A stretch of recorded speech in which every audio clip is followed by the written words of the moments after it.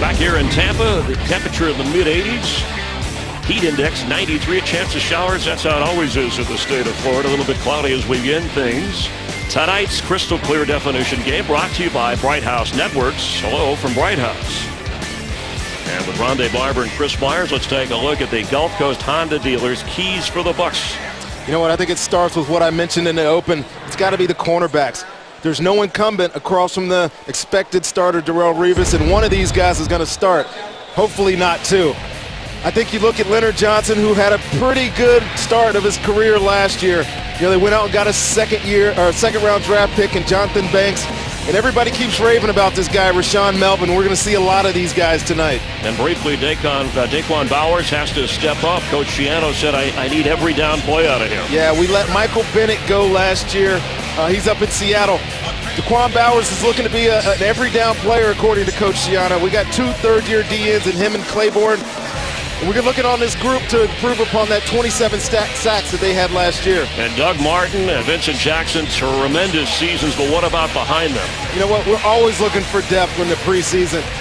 And at wide receiver specifically, you got to look at guys like Owasu, who everybody says is having the best camp of all these third-round guys, but you have Kevin Ogletree, Tyquan Underwood, who was here last year. One of those guys is going to step up and be the slot guy. We'll watch for Chris Owasu to be wearing number 80 at the receiver spot. Let's check in down on the sidelines. Dan Lucas of the Bucs Injury Report, brought to you by your Southeast Toyota dealers. Toyota, let's go places. Hey, Dan. Hey, Chris. Welcome back, and Rondé, welcome aboard. The name's not surprising tonight on the Injury Report. Davin Joseph, Carl Nix, the 2 offensive linemen out tonight. Darrelle Revis, of course, coming back from the ACL. Adrian Claiborne hurt his groin in training camp. Not serious, but it's nagging. And a big name, in my opinion, tonight, Luke Stocker, out with a calf. He's in the battle for the starting tight end spot, so I know he wants to get going. Let's send it back up to you guys. Thank you, Dan. We'll see Tom Crabtree, the former Packer, in that spot. Number of battles taking place, and 2013 is underway. That's Michael Smith back to receive and watches it sail through the end zone. The Ravens won the toss, deferred, and they want the ball to start the second half, leaving the Bucs and Josh Freeman to get things going offensively to start things. Last year, the Bucs in the preseason went 2-2, started with a win over Miami, and you touched, Rondé, on the impressive numbers. These are some career numbers, but it was the interceptions, the decision-making down the stretch that Buc fans remember in the regular season that they hope that Josh can work on this preseason. There was 2 games specifically where he had 4 interceptions apiece. You take those games away, and I think Josh has really something to build on. And I know in the offseason he spent a lot of time with Coach. Coach was really excited with his work ethic, and hopefully he accepts, his criticism and goes out and corrects that this year as a franchise-type quarterback, if you ask me. To start from the 20-yard line, Doug Martin, the back. It is 5th season, and Freeman hands to Martin, who spins and then maybe loses a yard and a half. Baltimore's in that 3-4 defense still. We'll take a look at the starting lineups brought to you by your local Nissan dealers. And Spencer Larson at fullback for Eric Lorig, who is injured at the moment. You see the 2 receivers that will start the regular season according to plan. And in the offensive line, both of the veteran guards getting a rest tonight, Carl Nix and Davin Joseph. They hope they'll be ready for next week as Doug Martin remains the back on 2nd down 11. Freeman on the move, floats one and incomplete. There's a battle brewing at right tackle as well. The Chicago Chicago let go of Karimi, and he's going to in a battle with DeMar Dotson as well. Checking the starting lineup brought to you by Nissan for the Ravens, and you'll note that gone, of course, Ray Lewis and Ed Reed, some of the veterans that helped this defense and this franchise to its 2nd Super Bowl. Of course, fans remember the first Super Bowl in Raven history. They won that here on this field against the Giants, as John Harbaugh has been in the playoffs every year that he's been a head coach in the NFL, from special teams to the starring coach for the Ravens here. On 3rd down from the pocket, and Freeman goes down inside the 10-yard line. Chris Canty, one of the new additions for Harbaugh's Ravens, the former Cowboy and Giant, with the sack, forcing a punt situation. This just looked like a stunt up front, kind of a delayed blitz, and Really, Josh has got to get rid of that ball. He puts himself in a bad situation now in this with a backed-up punting situation. Coach Schiano always talks about staying out of these. You start the game and immediately we have one. The problem when you get backed up and you punting is that any type of return puts the opposing team in a position to score off of one first down. There's a flag down as Cannon's punt is received by Brandon Doss, who has some running room right up near midfield. We'll check on the first penalty of the game. Referee is Scott Green. First series for the Bucs, a 3-and-out. I can tell you that's not how they wanted to start the preseason. During the kick, holding the receiving team 10 yards from the end of the kick, first down.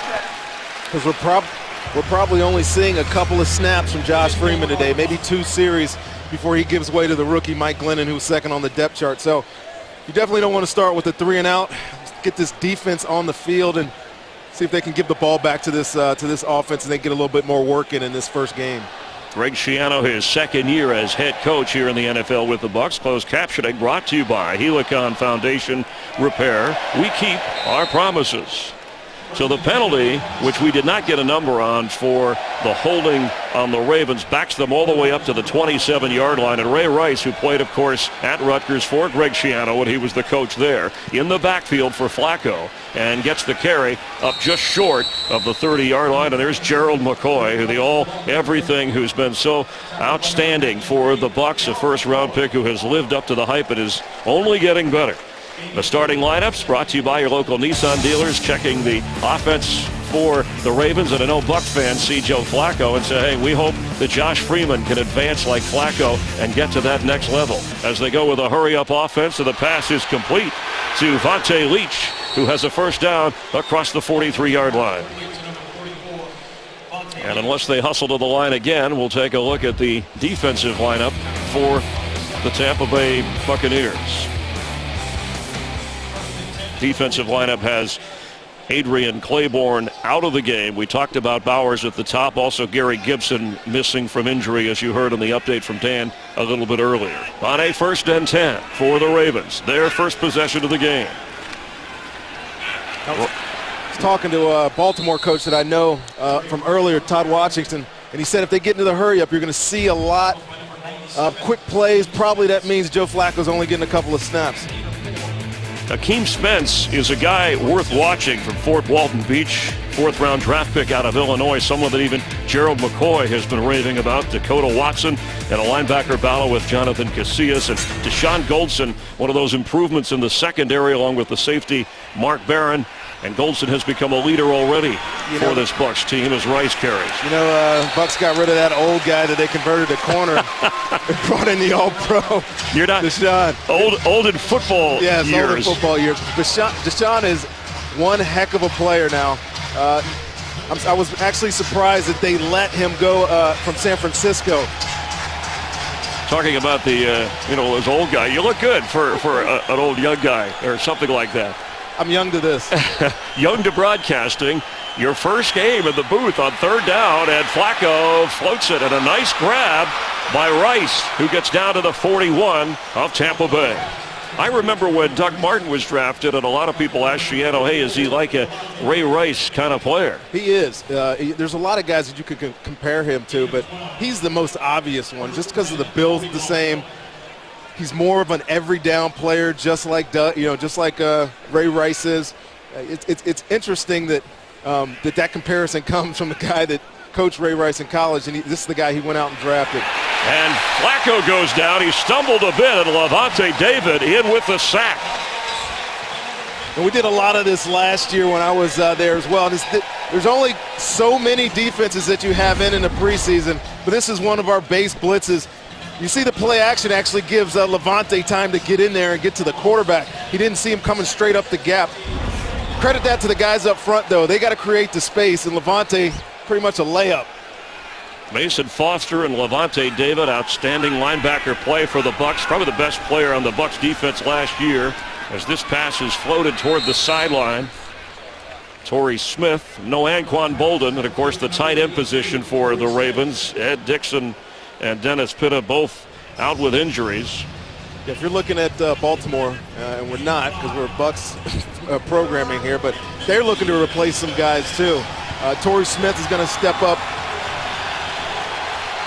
Jacoby Jones is another option. They have a bunch of young talent too that they need to evaluate tonight. We're going to see a lot of them. On a 3rd and 15, Flacco from the pocket fires and sideline. Yes, the interception is made. Did he keep his feet in bounds? According to the official over there, the catch was made by Deshaun Goldson. See, I told you no, it's not. It's Danny Gore, the corner. He was. Correction, yes, number 36 is Gore, 38 is Goldson. Coming in as a nickelback. Part of those new secondary guys you're talking about. The good news is the Bucs come up with the interception.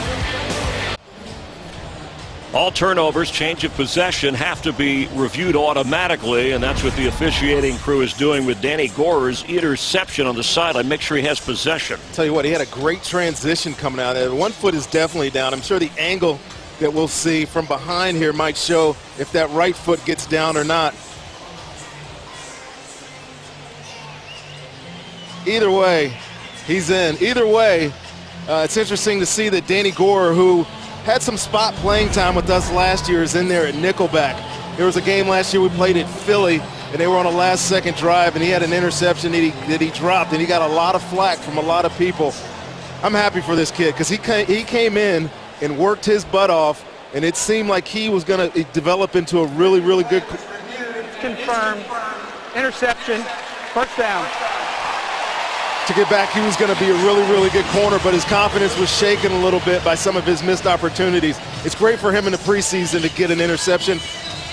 Not only, to get the ball back for the offense, but against the team that won the Super Bowl last year. That's something he'll always remember, I'm sure. And that's on the side where Darrelle Revis would normally be playing. You've mentioned Jonathan Banks, Leonard Johnson, some of those corners to help fill the void left by you. Stepping up to the broadcast booth, of course, Deshaun Goldson and Mark Barron, your starting safety. So with the interception on first down from the 33-yard line, Doug Martin carries on the Bucs' second possession. And Doug Martin nearly 2,000 total yards. He set a Tampa Bay rookie rushing record with 1,454 on the ground. And you could see last year in the preseason right away, and you were there as a player, Rondé, that this guy was big time. That's one of the comparisons that they need to make to Ray Rice too. I was mentioning that he's an every down back. So is Doug. You don't get the opportunity to approach that 2,000-yard mark in all-purpose yards unless you're out there every single play, and we have that in Doug Martin for sure. Top 10 offense last year, that Bucs franchise record, putting up 389 points with the 7-9 record. On 2nd and 9, Freeman. Pass in the middle of the field. Brian Leonard gets across the 35-yard line, former Rutgers player. Signed as a free agent. He's one of those running backs along with Peyton Hillis and Mike James, Michael Smith, that'll battle for a job behind Doug Martin. Yeah, and of course Leonard was with Coach Schiano at Rutgers. He's been a very versatile guy. Actually, when he was in college, he was a primary back, but he gave way his last couple of years to Ray Rice and played fullback. And it's really translated him into having the career that he's had in the NFL because he can play both positions. And you'll see him in on third down as a blocking back and a guy that can catch it out of the backfield as well. He remains in here on third down. Freeman looks one way. Middle of the field and open. Inside the 45-yard line. Kevin Ogletree with a first down Bucs. All the way down to the 41 of Baltimore. Baltimore brought a corner blitz right there. I think they have identified it pretty well. You see Leonard pick up the blitzing corner, and when you bring an extra guy out of the secondary, there's always room for a big play if you get some time. And him picking up that blitz gave him that time, and Ogletree wide open across the middle, really. Ogletree battling behind Vincent Jackson and Mike Williams with Taekwon Underwood and Chris Owasu, who you already referred to. So three guys battling for that next spot as Leonard carries and powers his way all the way inside the 30 of Baltimore. And this is what I was talking about Leonard. He was in there at fullback. When Doug was in there, he stayed in on third down and gets a carry. The position, the backup running back position is one that they have to figure out. Doug does a lot, but he can't do it all. If you can get a guy like Leonard, who's had some success in this league, to step up, or Peyton Hillis or Mike James, the rookie, it helps your offense because it takes some of the workload off Doug, who had a really kind of too many touches last year. A 13-yard gain after the 22-yard pass play. Fresh set of downs inside the 30 of Baltimore. Freeman with a quick flip. That's Mike Williams trying to get down to the 25-yard line. And you're talking about Brian Leonard. He's doing this without Davin Joseph and Carl Nix, and those are your Pro Bowl healthy guards when they're in the lineup for this Tampa Bay line. Yeah, when you talk about optimism for this season, especially on offense, you got to mention that those two guys are both coming back. I mean, Davin Joseph is a Pro Bowler. Carl Nix is as well. And to not have those guys last year and to put up the numbers that the Bucs did on offense is pretty impressive. You got to expect that with their addition or their return, that we'll be even better on that side of the ball. From the 25 of Baltimore, second down. After the interception, the Bucs moving. Sideline floater. And yes, catch made by Vincent Jackson. The official standing right there. And the cannons go off because they're in the red zone. They're in the Bucs zone. They're knocking on the door. I tell you what, there's not much Shaquille Brown can do right there. Between what'd you call him? Yeah. I'm sorry, it's not even him. Vincent Jackson. No, I'm talking about the defender. There's not much you can do. Between Vincent and Mike Williams making these catches over the back of guys. Hold on, we have a challenge, the red flag thrown from the Ravens sideline. And I think what they're going to do is challenge whether the receiver was in or not after the 20-yard gain. The Bucs did hurry to the line. That's always a strategy when you have a questionable call there on the sideline. Baltimore is challenging the ruling on the field. We've already had one review on the Danny Gore interception, went in favor of the Bucs. We'll check on the Vincent Jackson reception being questioned by John Harbaugh. We welcome you back here at Raymond James Stadium in Tampa with Rondé Barber and Chris Myers. Glad you're watching the start to the 2013 preseason for the Bucs and the Ravens, and a challenge by Harbaugh on the catch, the rule to catch by Jackson. I watched the feet and then the possession of the football. This is really a good challenge by Harbaugh. I mean, we're looking at it. Their second foot looks like it's down. Second foot is down. I think the only question, Chris, is whether he has possession of it when the first foot was down. Scott Green, our referee, after taking a closer look.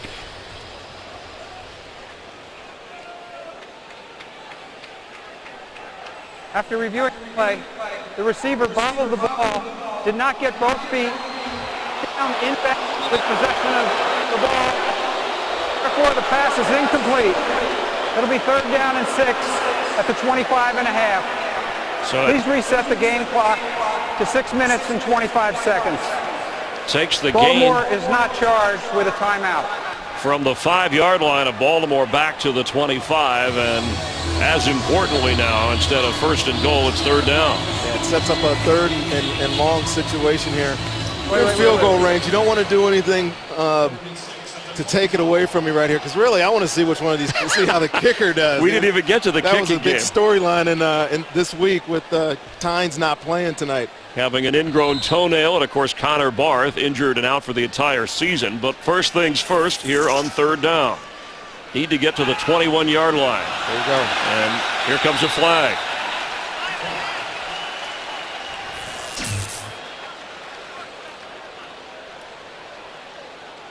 Ravens already had one penalty, holding on a return. They've already had an interception. You know, they're huddling up on this. This is a great tool by the quarterback neutral with the hard count.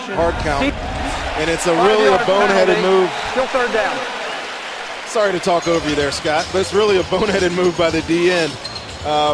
You tell your D lineman to put cotton in their ears. I remember Rod Marinelli back in the day always screaming to our D lineman. You get a really cheap 1st down there, but keeps this drive going without even having to complete that pass. And quickly noticed by the Bucs offensive line to point it out before the flag flew. So they mark it off and putting it between, just beyond the 20.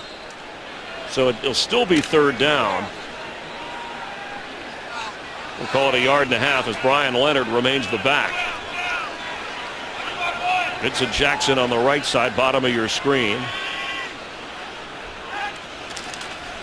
A handoff to Leonard, runs into a wall, but give an extra push and falling forward to try and move the chains. Just an ISO there. No?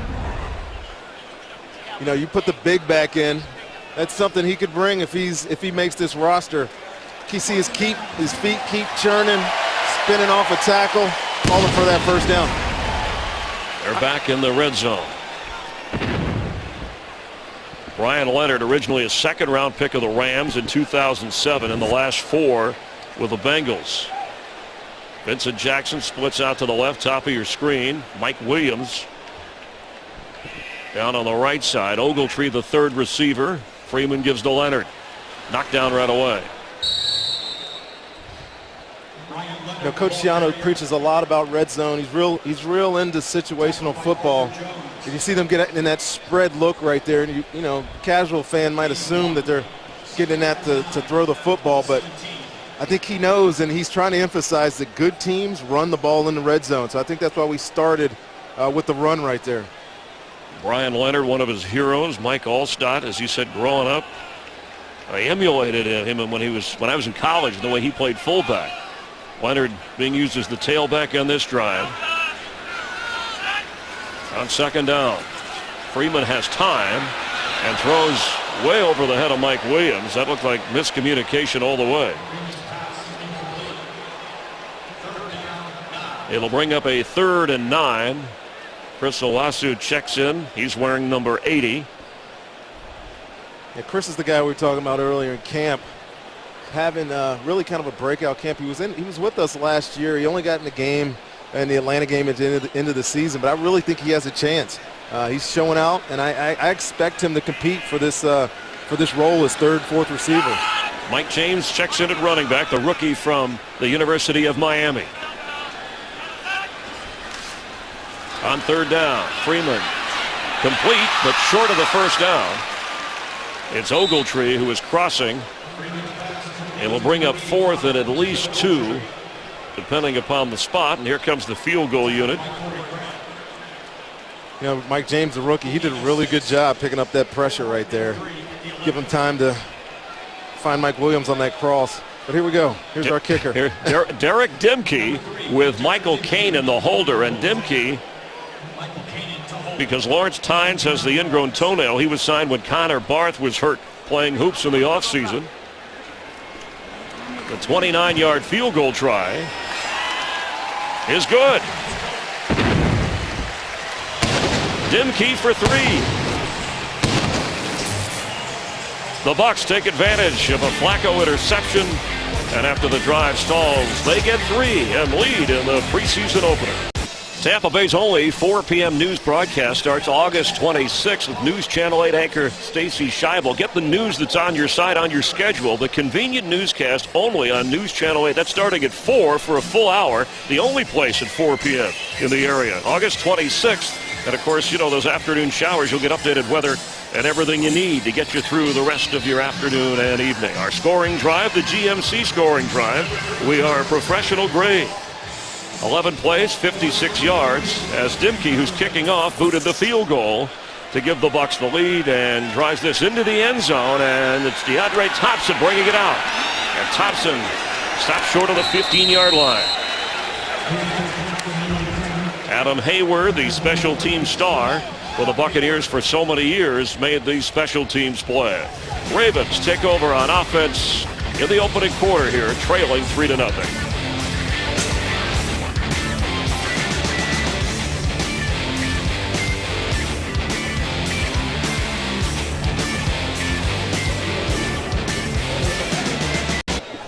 Joe Flacco remains the quarterback from the 14-yard line. Rookie Jonathan Banks at one corner spot. Leonard Johnson at the other. On 1st and 10. Flacco to throw and completes to the fullback, Vontae Leach, who had been released, looked around, and then came back and re-signed with the Ravens. Gets out across the 21-yard line. Bernard Pierce in for Ray Rice, excuse me. First preseason game. It's nice to have somebody else to hit. Little feisty out there. Some extracurricular activity. You got both of these young corners in, and as we said in the open, we keep continuing to talk about, one of these guys is going to have to step up and be the regular day starter. We don't know who it'll be. It could be Jonathan Banks, could be Leonard Johnson, or one of these other guys. I'm really excited for this preseason to go on so we can find out which one of them is going to be. And Bernard Pierce, here comes a flag as he is stopped at the 29-yard line of Baltimore. Ray Rice and Bernard Pierce providing excellent 1-2 punch. Personal foul, clipping, number 72 offense. Half the distance to the goal, second down. Another penalty on the Ravens will back them up. That's not a penalty you see very often, clipping. You know, they've made the emphasis on that peel back block this year with the referees, where it applies all over the field, not just inside or outside the tackle box. But that was not it. That was a regular foul. I can't remember the last time I heard a clipping foul in the NFL. I'm sure John Harbaugh is saying the same thing. So back to the 10-yard line. Flacco tries to float it to Pierce and set up a screen, but what a hit! Taken down in a hurry. You referred to Jonathan Banks, who at 6'2" is lanky. Some people question his tackling. He came up big there. This is one of the things he did really well in college. You look at his college tape, you read the scouting reports. He's not scared of the contact. You know, I don't know if I would have ducked my head like that and gone low like he did, but he's definitely showing me something early on. He was all SEC as a freshman, played safety, then they move him to corner. On third down, here comes a flag. Flacco underneath. Here comes another flag on the other side of the field, and Bernard Pierce goes nowhere. A swarm of Bucs, and the Bucs may have jumped. Well, we may be a neutral zone infraction. I'm not sure what that other flag is on the other side. But similar to what we just talked about, Baltimore's defense. Offside defense, number 96. 5-yard penalty, third down. Stephen Means, the rookie from Buffalo. And Stephen Means the guy that's probably chomping at the bit to get his chance to prove himself. But again, you give your offense a free play, another shot at third down when they would have been off. First penalty against the Bucs. Ravens have had 3. It's still third down.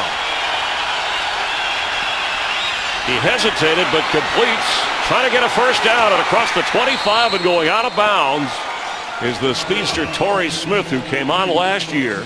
And along with Anquan Bolden, gave Flacco some targets to work with.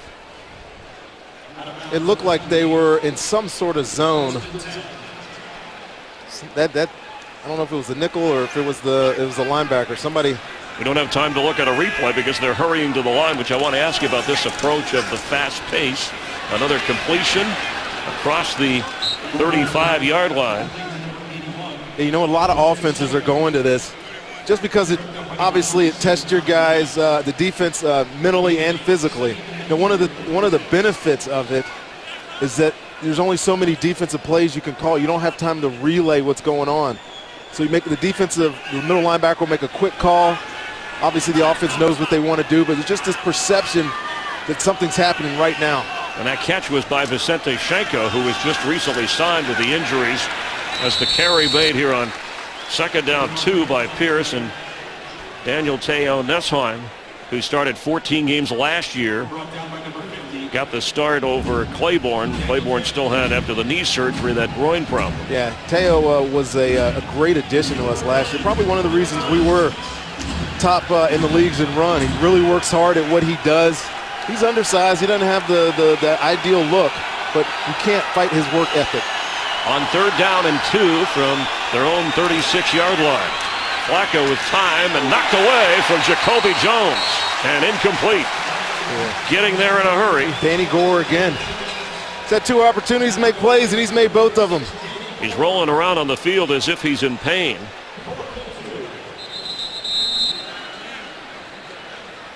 Get up, Danny. You hate to see that, especially a guy fighting for a position. We will check on the injury to Danny Gore here in Tampa Bay.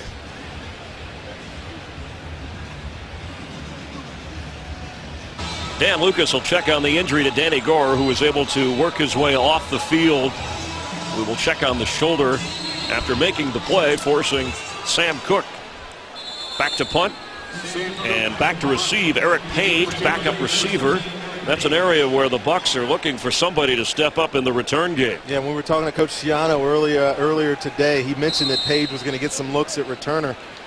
You know, Michael Smith did it at times, but he was inactive a lot of games last year, and we let go of our punt returner and our kick returner last year. So we're looking for a guy, that's for sure.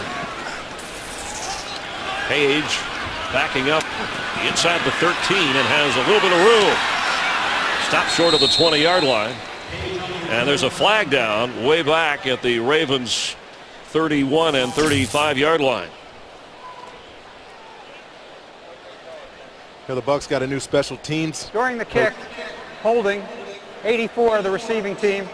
Penalty will be enforced from the end of the kick. First down. That is on Tom Crabtree, backup tight end. You know, we got a new special teams coach this offseason. Brought in Dave Wanstadt, who was with Coach in Chicago and Miami. He's been a head coach. He was a head coach at Pitt. He brings a lot of experience. You know, I've talked to a few of the guys over the past couple of weeks, and they were saying how good he is. Mike Glennon is coming in for Josh Freeman, the third-round pick from North Carolina State. And in the size department, the Buck quarterbacks lead the league. He's 6'6", actually maybe even a little more, to go with Josh Freeman, a two-year starter at North Carolina State after Russell Wilson left to go on to Wisconsin and then the Seahawks. And a guy that the Bucs hope can not only back up but maybe pressure Josh Freeman a little bit more in this preseason, pressure him to perform better. After the penalty, they're backed up from his own goal line. Glennon has somebody open, and he is loose. And there he goes, Tom Crabtree. That's one way to make up for that holding call. It took Mike Glennon a moment, but he hung in the pocket. He's got a big arm. He's noted for that. A 61-yard pass play from the rookie Glennon to the former Packer Crabtree. That's the end of the first quarter on the Gulf Coast Honda Dealers scoreboard. The Bucs lead the Ravens 3-0, and Tampa Bay is on the move.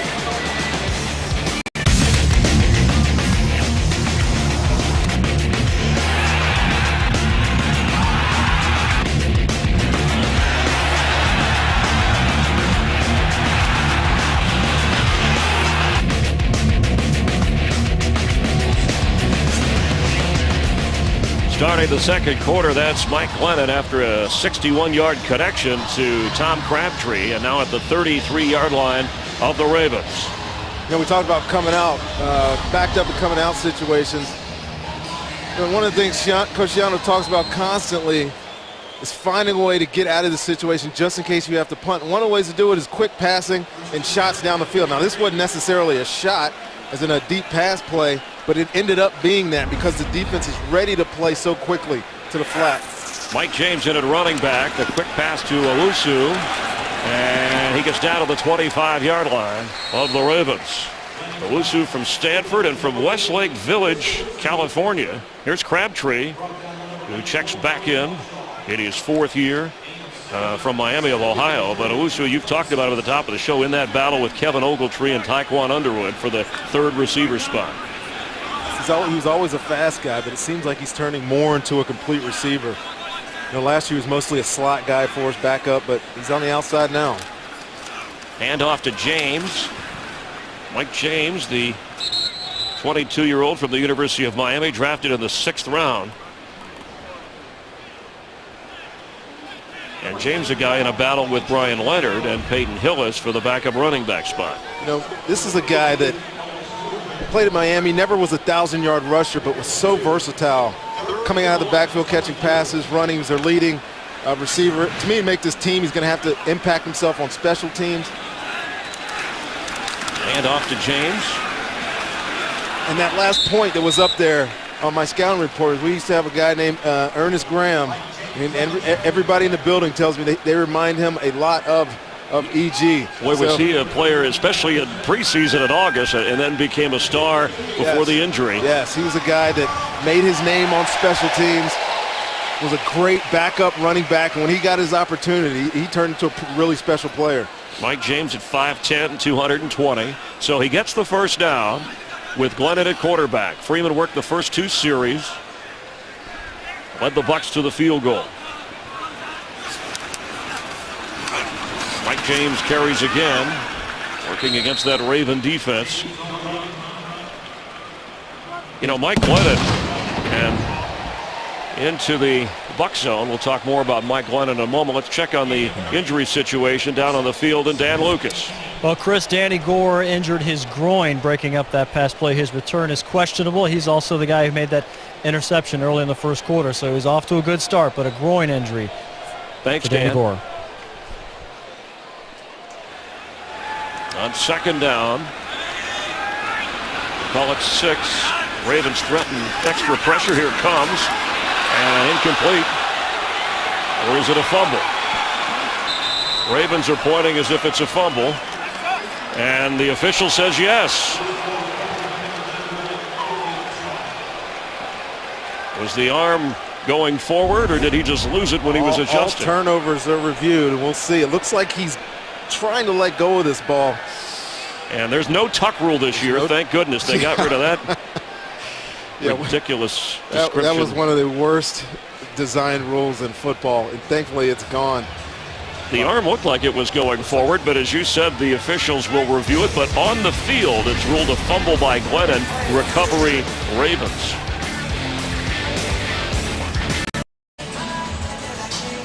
Ruled a fumble by the Bucs. Recovery, Ravens, and reviewed, as all turnovers are, a change of possession.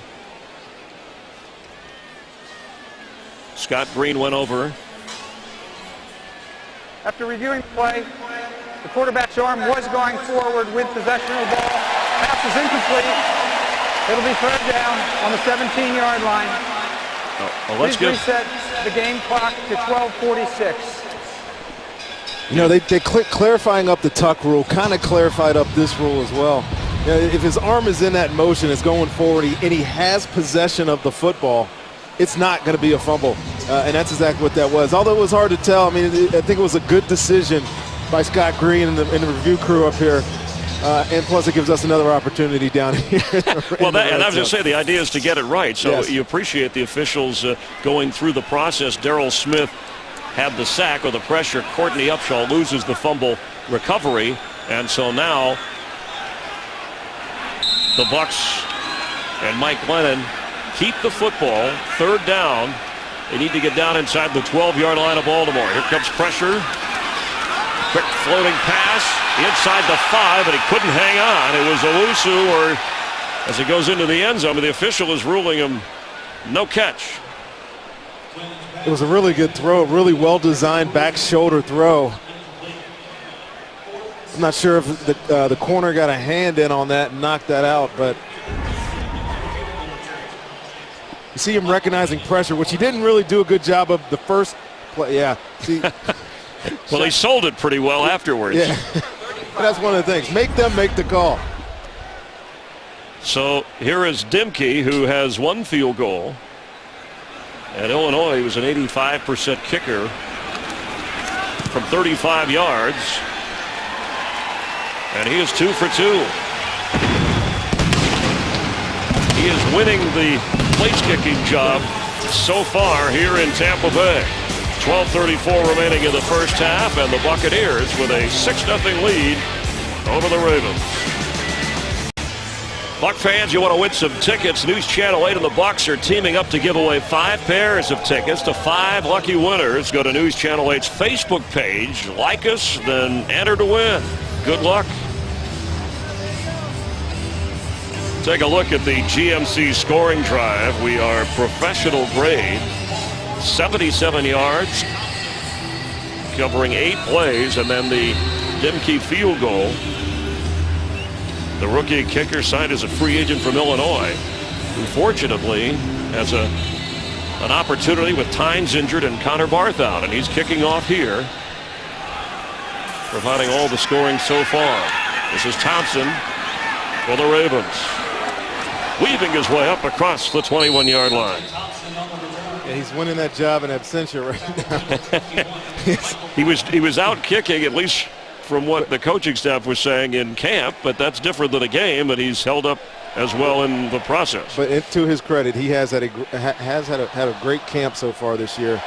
And we had that night practice here a couple of weeks ago, and he handedly was the better one. So we'll see how it goes when Lawrence Tynes' toe gets healthy. I don't think they've made a decision yet. New quarterback for the Ravens, the backup to Flacco, Tyrod Taylor from Virginia Tech, and there he goes in his third year. Caleb Haney, the third quarterback on this Ravens team. You also saw Jonathan Casillas in at linebacker, who the team added from the Saints, battling with Dakota Watson. Yeah, getting fair challenge to Dakota. You come out in first play with Tyrod, you get this read option and hurry up. Bernard Pierce, the running back. Taylor to throw, and for the first down. Yeah, that smothered. That offense has been such a big conversation point this entire offseason with Chip Kelly and Philadelphia bringing that offense here. But a lot of teams have this type of quarterback on their roster. Some of them is change up, the RG3s and the run it more exclusively. But Tyrod can give Baltimore a change up during the season if they choose to use this offense. After the catch by Shanko, here he goes. Look at him rolling as if he's going to pitch. Knocked down from behind as he crosses the 35-yard line. See, now that wasn't the read option. That was just the old school. And Dakota Watson making the play. That was just the old school down the line option. We talk about Dakota Watson and Casillas in a battle. One thing that Dakota, why he hasn't started so far in his career, because he has all the physical skills, is that he took some time to get adjusted to the pro game. We used him as a rusher, and using him as an every down backer is something that I think Coach Schiano is really looking to do this year, and he's giving him a fair chance to win that job. But this is his competition here in Casillas, and the best man out of this preseason is going to win. I don't think there's any bias to that decision yet. And Dakota Watson talking about losing some weight or lifting less weights, a little more yoga, working on some of his flexibility. You saw the pass incomplete. Thompson could not hang on 3rd and 8. Starting to rain here at Raymond James Stadium. Tyrod Taylor, his first series. Pass is dropped. Raining in Florida? What are you talking about? And Vicente Shanko could not hold on. We get rain showers every day. It's about time we got one. You used to enjoy that at training camp. Yeah, I used to like it when it would cool things off. Cut short everything. Sam Cook back to punt, and Chris Owusu back to receive. So again, getting an opportunity. It was Page before. Let's see what he can do. Of course, a wet football could make a difference here. They are looking for a returner here, and Coach Schiano said all these guys are going to get a fair chance. So we might see a different one on every single kick. No fair catch called for it. He lost it. And the Ravens have it. It went right through his hands. Laquan Williams looked like he got on the football. I'm surprised he didn't fair catch it. That does not help matters when you're trying to win that kick returning job. In that situation, when you got a guy running up on you unchecked, there's nobody covering up, it does benefit you to fair catch, but that hit him where he's supposed to hit it. Looked like supposed to hit him with that left hand, thought about maybe raising, especially with the rain starting to come down. So the turnovers are even now. Bucs have an interception, and there's Greg Schiano encouraging his young receiver. Yeah, it's nice to see Coach do that. If that was a regular season, I don't know if that conversation would be as friendly. You could tell. You were right there a year ago, and now the rain's really coming down. Bernard Pierce, the running back, with Tyrod Taylor. So they move all the way up after the turnover to the 20-yard line of the Bucs. And here's Pierce. Bernard Pierce has a Ravens touchdown. Just a lot of missed tackles there by the Bucs. You got this. He's in pain, having trouble getting up. You got the corner coming in and run support. Safety has to be over top of him. We ran this defense a lot last year, and you'll see the corner come in on spill that thing to Keith Tandy, and Keith Tandy just gets out leverage. He has the right tackling technique on that stiff arm, but he's got to get him on the ground. That's his job in this defense, to get that tackle on the perimeter. Corner spills it to the safety. Safety makes the hit. If it's a gain, it's a gain, but shouldn't go the distance. Tandy fighting for a roster spot with Ahmad Black, Cody Grimm, Sean Baker, who's injured today. A 20-yard touchdown run by Bernard Pierce, and the extra point by Justin Tucker gives the Ravens the second quarter lead. You see the weather. 10:34 to go before the half. Baltimore leading the Bucs 7-6. Wherever you're watching, glad you're watching. The defending Super Bowl champion Ravens have just taken the lead over the Tampa Bay Buccaneers in rainy Florida. Now you look at this replay. This is just a counter power, whatever different offenses call it different things, but you see Leonard Johnson coming in there trying to spill that out to the safety. The safety was just slow in run support. Keith Tandy's got to get down and make that tackle. Eric Page back to receive, and all the way up to the 25-yard line. Best return of any returner so far in the game this evening. Let's take a look at the GMC scoring drive. We are professional grade, and it was after the botched punt. Quickly in on the running game. I know we mentioned how cordial he looked to Owusu after that, but the one thing he will not stand for, I know, is turnovers on special teams. It's a momentum killer. Mike James is the running back. He carries, falling forward for 3. Mike Glennon, the quarterback. And if you talk to Greg, if you're ever in a meeting, not many people get that opportunity, but his only emphasis, the primary emphasis specifically, is the ball. He says it over and over again. The ball, the ball, the ball. The ball is the program. Treat it with reverence. It's never on the ground. I'm sure they're going to hear that tomorrow when they watch this film. Owusu remains in the game as the receiver. Bottom of your screen, Underwood at the top. And the run to Mike James, where it will be third down for Tampa Bay. You know, a preseason game, guys are fighting for jobs, and then weather like this, which you sometimes have to play in regular season games, but it certainly is difficult all the way around in assessing talent. It absolutely is. The field gets sloppy, and you just don't want your technique to get sloppy. There's a lot that can be said for a guy that can play under these conditions. I mean, this is just another form of adversity, and they're playing in the same conditions. So I think for the most part, you try to run the ball, you get in third down situations, they're obviously going to try to pick up this first down. They have a penalty flag back at the 44-yard line.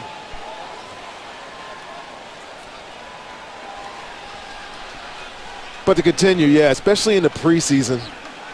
You saw the football trying to keep them dry out here. There's no foul on the play. All right, so they'll pick the flag up. Thanks for clarification. Yeah, it didn't look like there was a flag. Anything out there, maybe changing the football, but there you go. Yeah, in wet conditions, you really do want to run the football. You really get a sense of how your offensive line is going to deal with it. You get a third and 7 now, 6 yards. You're going to have to pass it. See if Mike Glennon could come through as he did on the 61-yarder to Crabtree that set up a field goal. Here comes pressure, a little bit of a screen, but nowhere to go for Mike James. The minute he caught the football, he was covered by the Ravens defense, and the Bucs are forced into a fourth down. Yeah, most screens are a form of a running play. It's a safe throw. It's not down the field. You know, Mike Glennon had some early success with that long pass, and he had a screen right after that. You know, you're trying to get the young guy comfortable. You know, I like the way that Mike Sullivan's calling this game for him. You know, he's not a threat to Josh Freeman as we hear to be the starter, but he has a lot of potential. It's good to see it tonight in his first preseason game. Brandon Doss, after the Canaan punt, he hauls it in and gets across the 30-yard line where the Ravens will take over, and there's a flag down around midfield. We've already had a couple of reviews in this game. The Ravens winning a challenge. For the receiving team. Foul will be enforced from the end of the kick. First down. on Christian Thompson, and John Harbaugh, the former special teams coach before becoming a head coach, not happy with that. But the Buck fans are weathering things so far here in Tampa Bay. Get news and weather on the go with the News Channel 8 app and Storm Team 8's Weather Max app. It's available right now for download, and both are free. So stay informed. Search WFLA on your app store now. Good time to check the weather app. Yeah. And one of the few starters still out there on defense, Daquan Bowers. Yeah, you know, Coach said he wanted to see him play hard, play after play after play after play, and string together. You know, he's the only projected starter that's still on the field, unless Akeem Spence is one on opening day as well. A juggling act by Tyrod Taylor, that wet football, but he hangs on. And Akeem Spence, 97, from Fort Walton Beach, the rookie from Illinois, who was drafted in the 4th round, down in the trenches, and a guy that the Bucs are expecting a lot from. I think he has the best chance of any of these rookies to get on the field early. Obviously, one of the corners, well, possibly will be out there as well, but Akeem Spence is the one they have high expectations for. Damian Berrien at running back on 2nd down. Pass hauled in, it'll bring up 3rd down. You know, the Bucs released Myron Lewis, the former 3rd-round pick, the defensive back from Vanderbilt, was often hurt. Mason Robinson was brought back, former Rutgers player in the secondary. Yeah, it was one of the themes of the game is these young corners, and you see all the young ones out there now. You got Jonathan Banks. You got the guy that I was talking about in the open, Rashawn Melvin. And Mike Adams, who was a pro, kind of a journeyman pro now. I think in his 7th year playing in the slot and nickel. On 3rd down, incomplete. That defense in the secondary doing a good job on Tandon Doss, the receivers. Jonathan Banks, Mississippi State.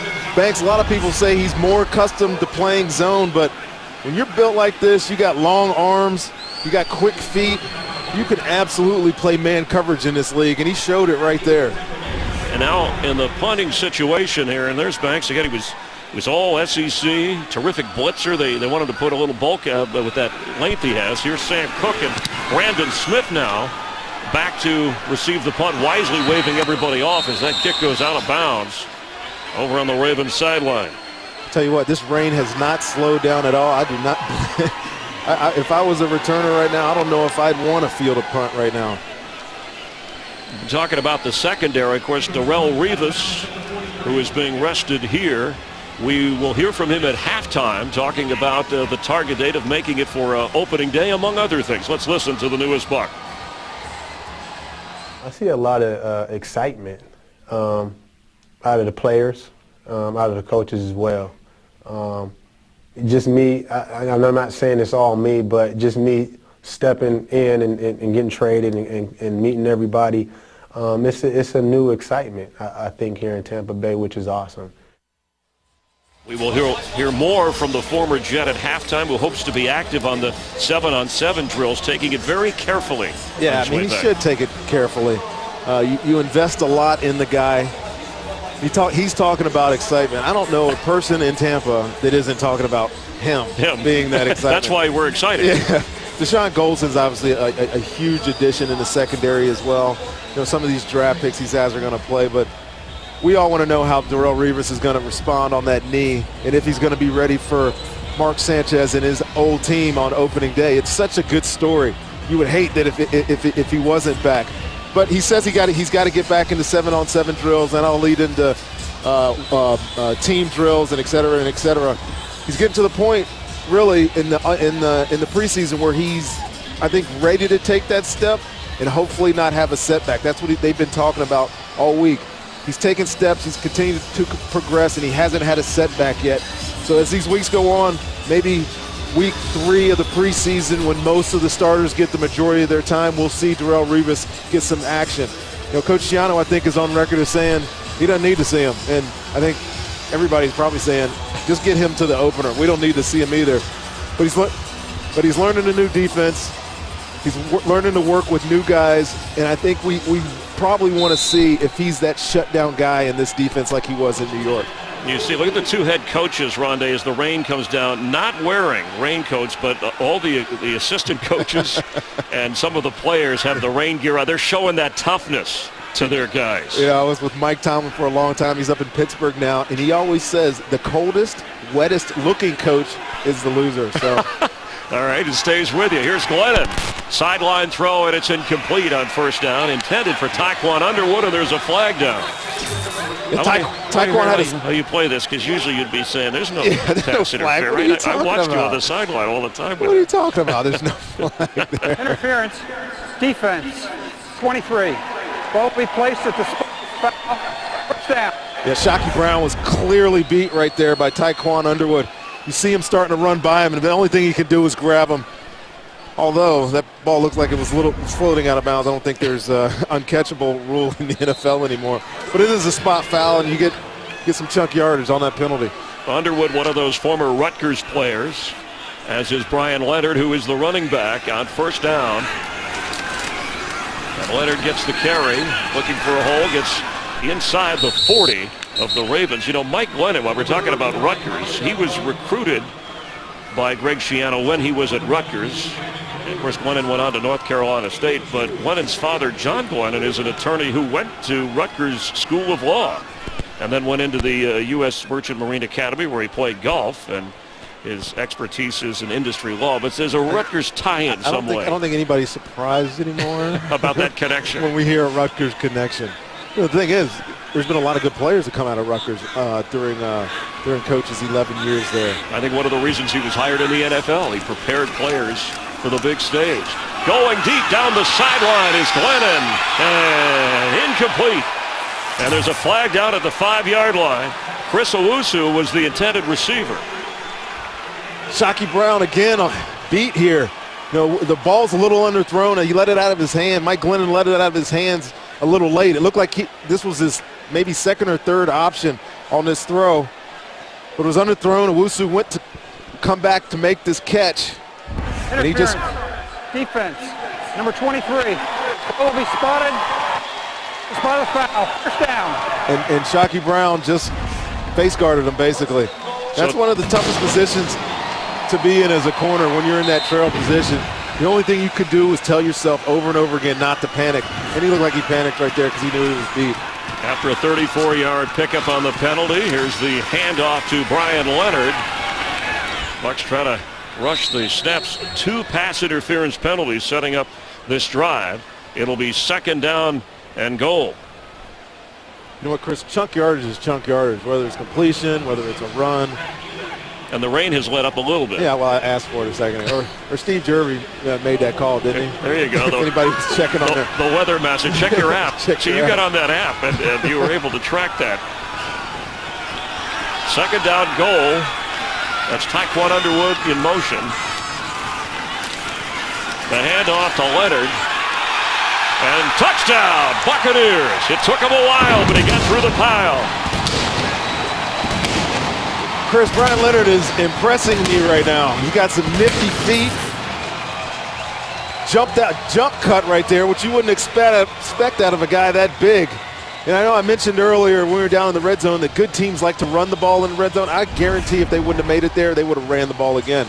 Just to give your offensive line, your running backs a chance to see what they can do, because I know that's Coach Schiano's personality, to run the ball across the goal line. Guys like Ted Larson, Cody Wallace, Gabe Karimi, some of the backups coming through. And Dimke, who has 2 field goals and now an extra point. And the Buccaneers, after a little rain shower and some pass interference penalties, punch it in behind Brian Leonard. Like I said, Brian Leonard, you'll see this nifty cut here. You see Jamon Meredith with the pull. He gets right inside of him, and then he just uses his size, strength, power combination and runs through the tackle of anybody else. You really got to put that on the offensive line. You know, to have that kind of movement out of your front and then get a running back clearly behind that blocker makes it really easy to score touchdowns in this league. 29-year-old backup running back with 5:25 remaining here in the first half. Bucs fans, you want to win some tickets? Well, News Channel 8, the Bucs are teaming up to give away 5 pairs of tickets to 5 different lucky winners. Go to News Channel 8's Facebook, like us, then enter to win. Now let's take a look at the scoring drive. Our GMC, we are professional grade scoring drive, covering 58 yards, finishing with the Leonard run. What are you seeing from Mike Glennon so far? Yeah, he looks like he's managing it well. He doesn't seem stressed. You know, there was a blitz that he didn't pick up earlier. They got the almost sack fumble. But I like the kid. Yeah, he looked good to me when I saw him in camp. He is impressive. He can make all the throws, as Coach Shiano told us when we met with him this morning. Bobby Rainey on the return. Can Demke slow him down? And he does, and here comes a flag. Yeah, I think you never want to see that, but it is encouraging when your kicker can make a tackle. You know, a lot of times you see these guys running away from that.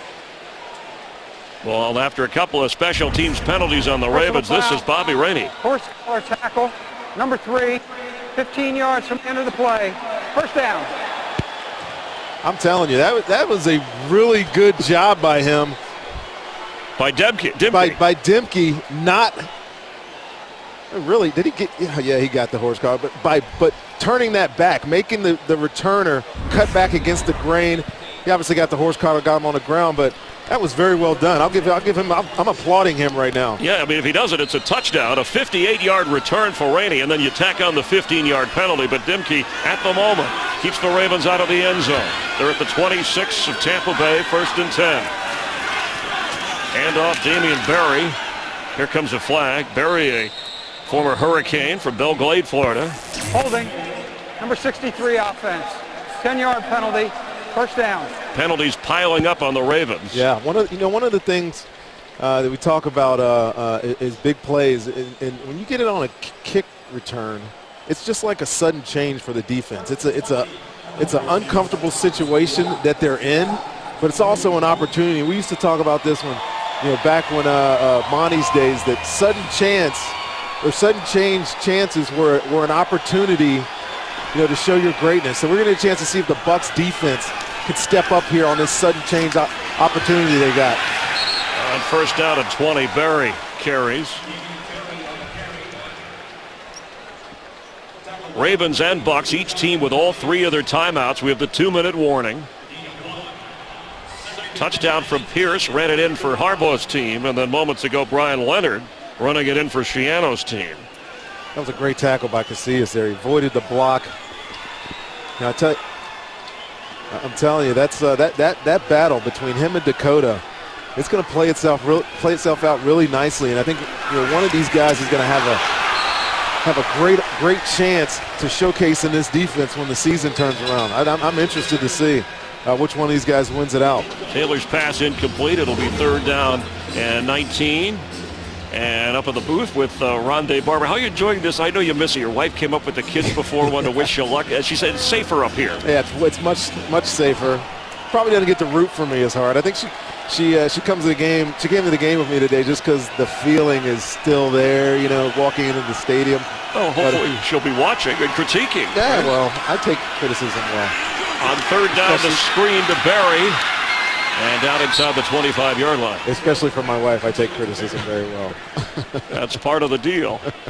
That's what I signed up for, right? Yeah, that's right. Now, the first preseason game here, in terms of just the tempo for the Buccaneer players, we've seen a mixture already of 2nd and 3rd stringers. What do you think? I think they're handling it pretty well. They've had some adversity early. They had the penalties. Had some turnover, they got a turnover, then they got almost a turnover again. This is a learning opportunity. All preseason is a learning opportunity. And the more of these situations you get, it's really the better, because it's going to come up during the regular season. And the defense, although they kept him out of the end zone, Justin Tucker, who did such a great job last year for the Super Bowl champs as a rookie, makes good on the 43-yard field goal to make it a 3-point game. The next game on News Channel 8 will air live. No blackout. It's Saturday, August 24th, 7:30. The Buccaneers take on the Dolphins at Sun Life Stadium. We always like the Florida thing. And then right before the live broadcast of the Dolphins and Bucs, check out the Bucs pregame special at 7 with Dan Lucas, who we have on the sidelines with us as he reported on the injury to Danny Gorer, a groin injury earlier. And Dan will be talking with Coach Greg Schiano at halftime, as the rain has subsided for the moment. Danny Gore had the interception. Chris Owusu lost a fumble. Yeah, and after a couple of series from Freeman, Mike Glennon has moved the football team. It's the first preseason game. It's what you expect. Obviously, you go through a whole offseason and training camp, and you hope that you're as sharp as can be, but not all the time you are. And Owusu back to return. You saw after the lost fumble in the rain. Schiano talking to him in a calm manner. Let's see how he responds here on this kickoff.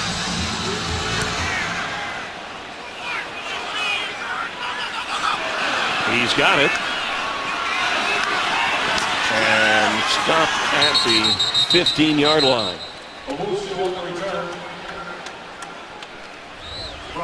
The GMC scoring drive, the professional grade. You know, one of the things that coach will take away from this, or the Bucs can take away from that, is the sudden change opportunity and getting a stop. You know, they got him to 3rd and long. Obviously, the holding call precipitated that 3rd and long call. And a nice tackle by Casillas and put him in that situation where they could get off the field and give Baltimore a field goal attempt. Not necessarily say they're going to make it, but a field goal attempt. That's one of the things we talk about all the time. You get them to a field goal attempt, and it's more or less a win. Mike James, the rookie running back from Miami, and the rookie quarterback, Glennon, throws incomplete for Owusu. You know, we talked up Owusu in the pregame, and I know he's had two drops. I mean, the one was he was pass interference on. We talk about Mike Glennon's his scouting report here, and when you stand next to him, he is ridiculously tall. I say impressively. But skinny. He's really skinny, and he's a little bit of a project. There's some things that he has to work on, which is why I don't think he's an immediate threat to Josh Freeman as a starting quarterback, as a lot of people outside the building would like to say. Well, I thought that they wanted the Bucs as an organization with Josh, the last year of his rookie contract, that they wanted to bring in somebody to put a little pressure, if that's the right word, on the start. That's the right word. You know, you could perform a little bit better when you have somebody over your shoulder. Believe me, my second year in the league, we brought in Brian Kelly, and there was a continuum of corners that came in after that, and I always felt like they were taking my job at rookies, and it's just the nature of this game. You know, you're going to have pressure. They need you to step up your game, as Coach Schiano has said about Josh. And Mike Glennon, already in the second string role, is proving that. Sideline throw, and it's over in the area where Shockey Brown has had pass interference calls, and Ogletree running with him. No flags, and a 4th down for the Bucs. Ravens should have good field position. Michael Kanan has continued with the punting. And Bobby Rainey, who had the 58-yard kickoff return, which set up the field goal after the horse collar penalty from Dimke, he is back at the 35 of Baltimore.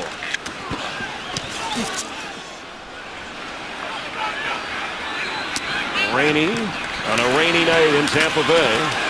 Knocked backwards, but keeps going and jumps over the 41-yard line.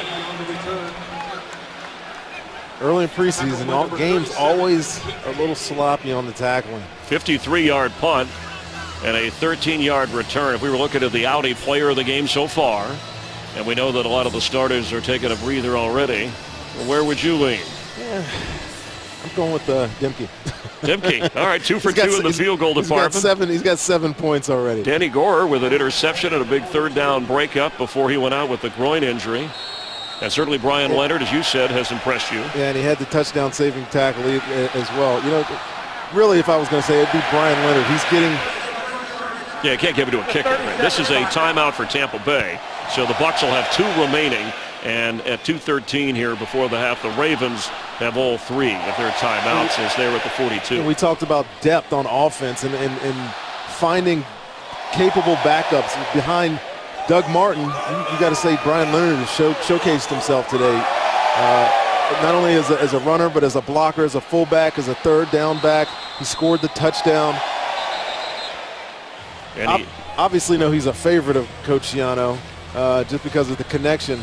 And he's also I've been impressed with him. An excellent receiver if you need that out of the backfield. Absolutely. One of the things that you can really be an asset is fullbacks that can catch the ball out of the backfield. And that's how Mike Allstott made his living. His rookie year, I can't remember what his numbers were, but they were as impressive catching the ball as they were running.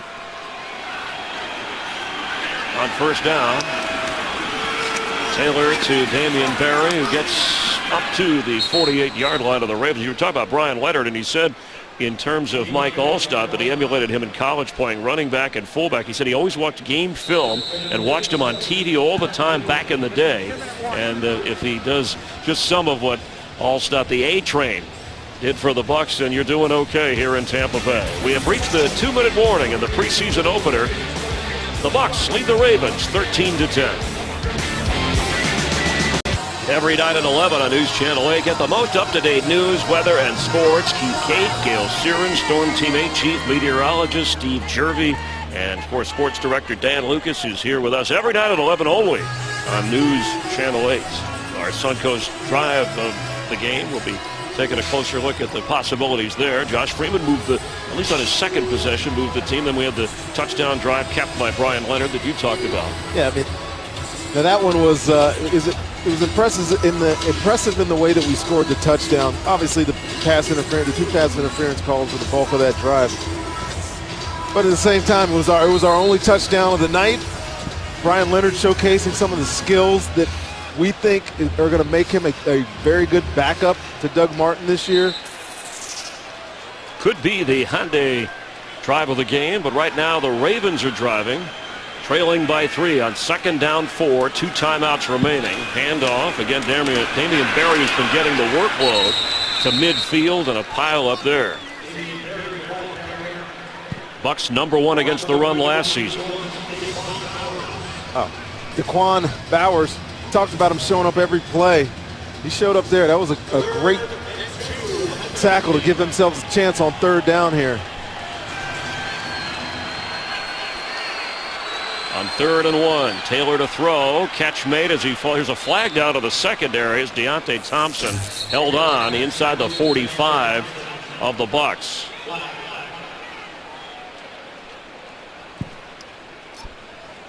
The Ravens penalized quite a bit tonight. I think either way, this is going to be a 1st down for Baltimore. Not sure what the flag is. Personal foul, grabbing the face mask, number 37, 15 yards, 1st down. And that's a call on the Bucs, their 4th. Keith Tandy for the infraction. The Ravens, there have been almost 100 yards of penalties against them this evening. Again, that first game, we're all a little off the mark. 51 yards of those came in one drive, that touchdown drive. But this will move the Ravens in field goal range. Inside the 30 of the Bucs, and it'll be 1st and 10. Barry remains the running back. Taylor's throw dropped. Shenko was wide open. Yeah, they had miscommunication there. It looked like whoever was covering Shenko, I think it was Ahmad Black in the corner down here, Anthony Gator, ran into each other. Thrown a little behind Shenko. A little behind, but that's the 2nd drop of the night. You know, Shenko is a guy that Baltimore probably needs to step up here. They've only been there a couple of days or a week or so, but with Pitta out for the season, and Dixon out. Here's Barry.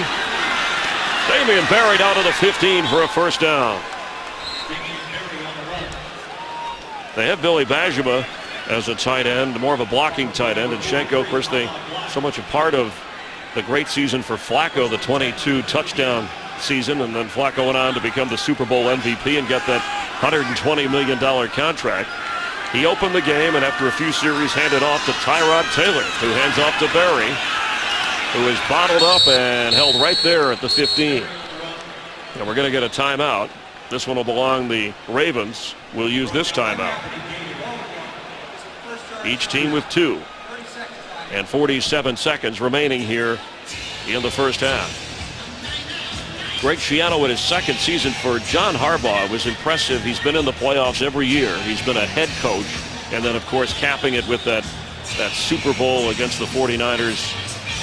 Yeah, I mean, John Harbaugh has done something which is very rare in the pro game, and that's to be primarily a special teams coach. I mean, he was in Philadelphia. He was a defensive back coach 1 year in Philadelphia, and that following year he became a head coach for Baltimore. But You very rarely see special teams coaches. There's quite a few good ones in the league that go on to be head coaches, and he's kind of breaking the mold. He's proven that it can be done. And, of course, defeated his brother Jim Harbaugh, who did such a good job at Stanford and then with the 49ers.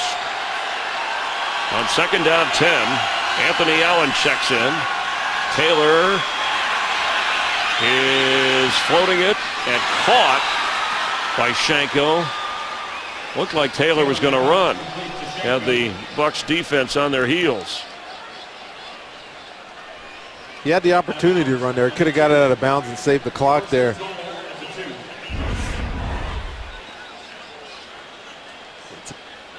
He got. Did they call timeout here? Or near the line of scrimmage. Now the clock is. Well, they set it. There was no timeout granted. Handoff. Anthony Allen from Georgia Tech and from Jesuit High right here in Tampa. You can actually see the school from the stadium, and touchdown for Anthony Allen.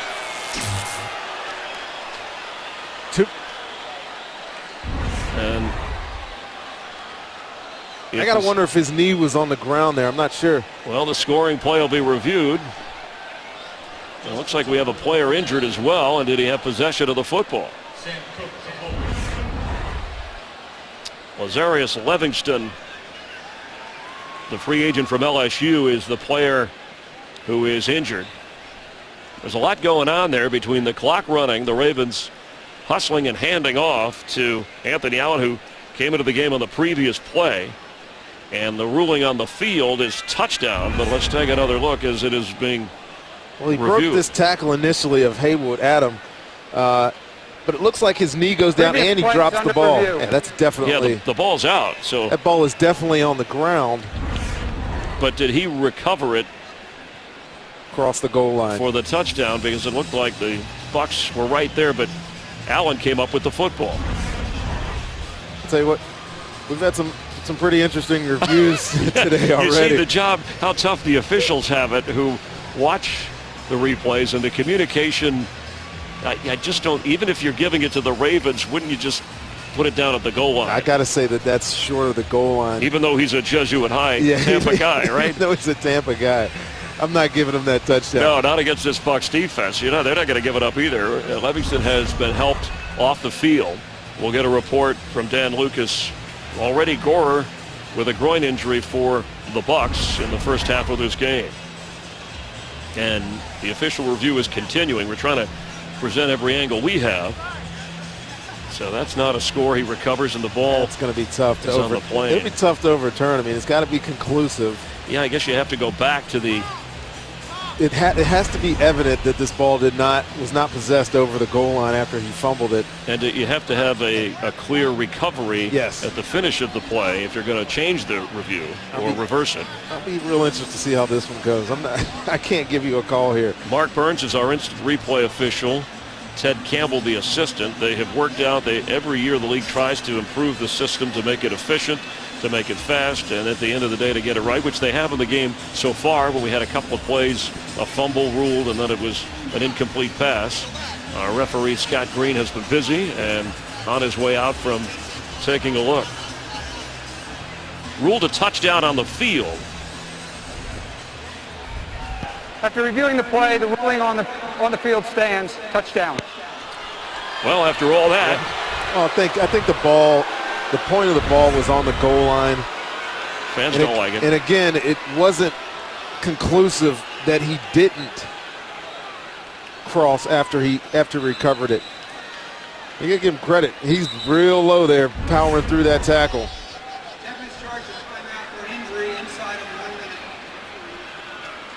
Anthony Allen, and he has the touchdown, giving the Ravens the lead that will be 4 once the extra point is through.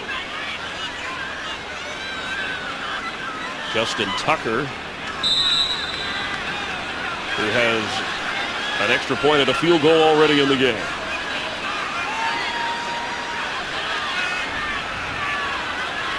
All scoring plays reviewed. They did and said count it, even though it may have looked different. And it's 17-13. with 34 seconds to go before the half. In case any of y'all were confused about why we were charged a timeout, there was an injury with inside the 2 minute, and that's an automatic loss of timeout. And a look at the GMC scoring drive. We are professional grade. And they have a good field position to begin with and took advantage. Tyrod Taylor making the necessary throws when he had to.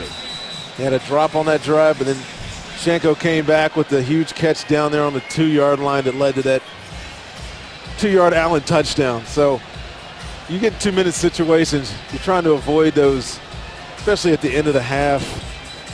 You're trying to avoid those momentum things on defense for the Bucs. A stop there would have been huge. And you mentioned the timeout loss, Ronnie, which is important now because with just 34 seconds left and one timeout, Brandon Smith back to receive the kick.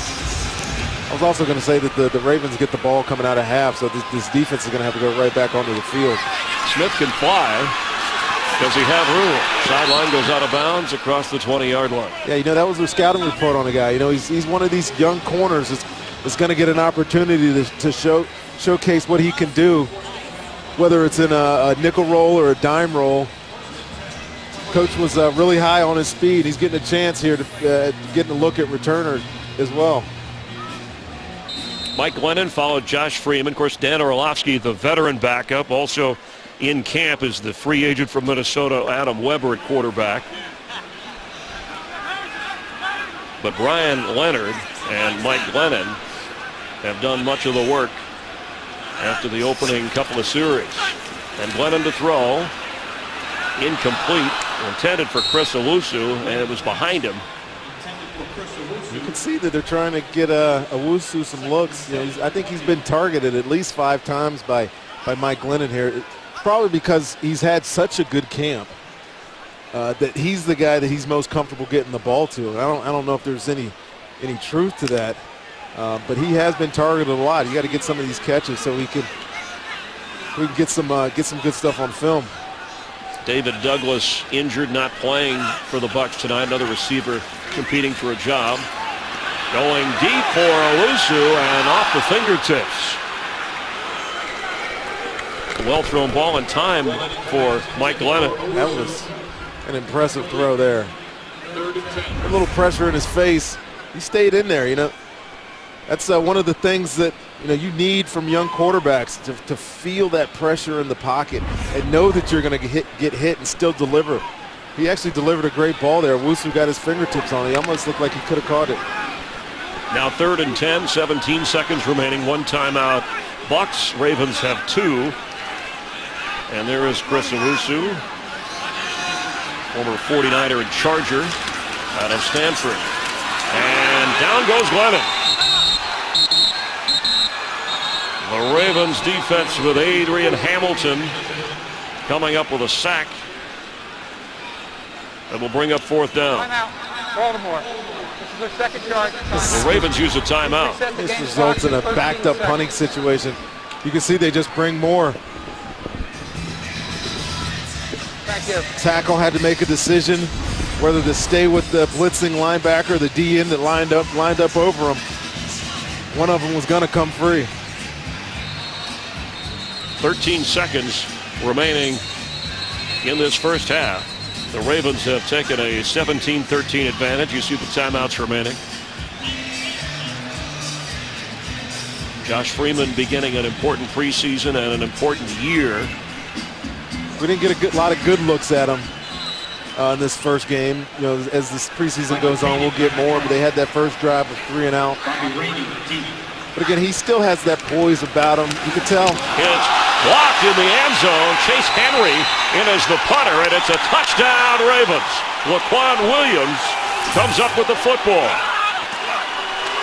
And the block on Henry, who's limping. And the old special teams coach is smiling from ear to ear. Well, as we go into the halftime here, this has not been a great half for the Bucs on special teams. You had the drop that led to a score. You have the block that leads to a touchdown. Some things to address. New special teams coach, like I said earlier, and Dave Wanstead. A lot of these guys were here last year, and I don't know how much the concepts have changed. with these mistakes, these are things that lose football games for you. 9 seconds remaining, and the Ravens, who were trailing by 3, now lead by 11. There's no code in the preseason about right before the half and special teams about run out the clock and not at all. Get out of here. Not at all. I mean, Ravens ended up with a timeout there after that sack on Glennon. Otherwise, it would have run out. And Baltimore quickly called time.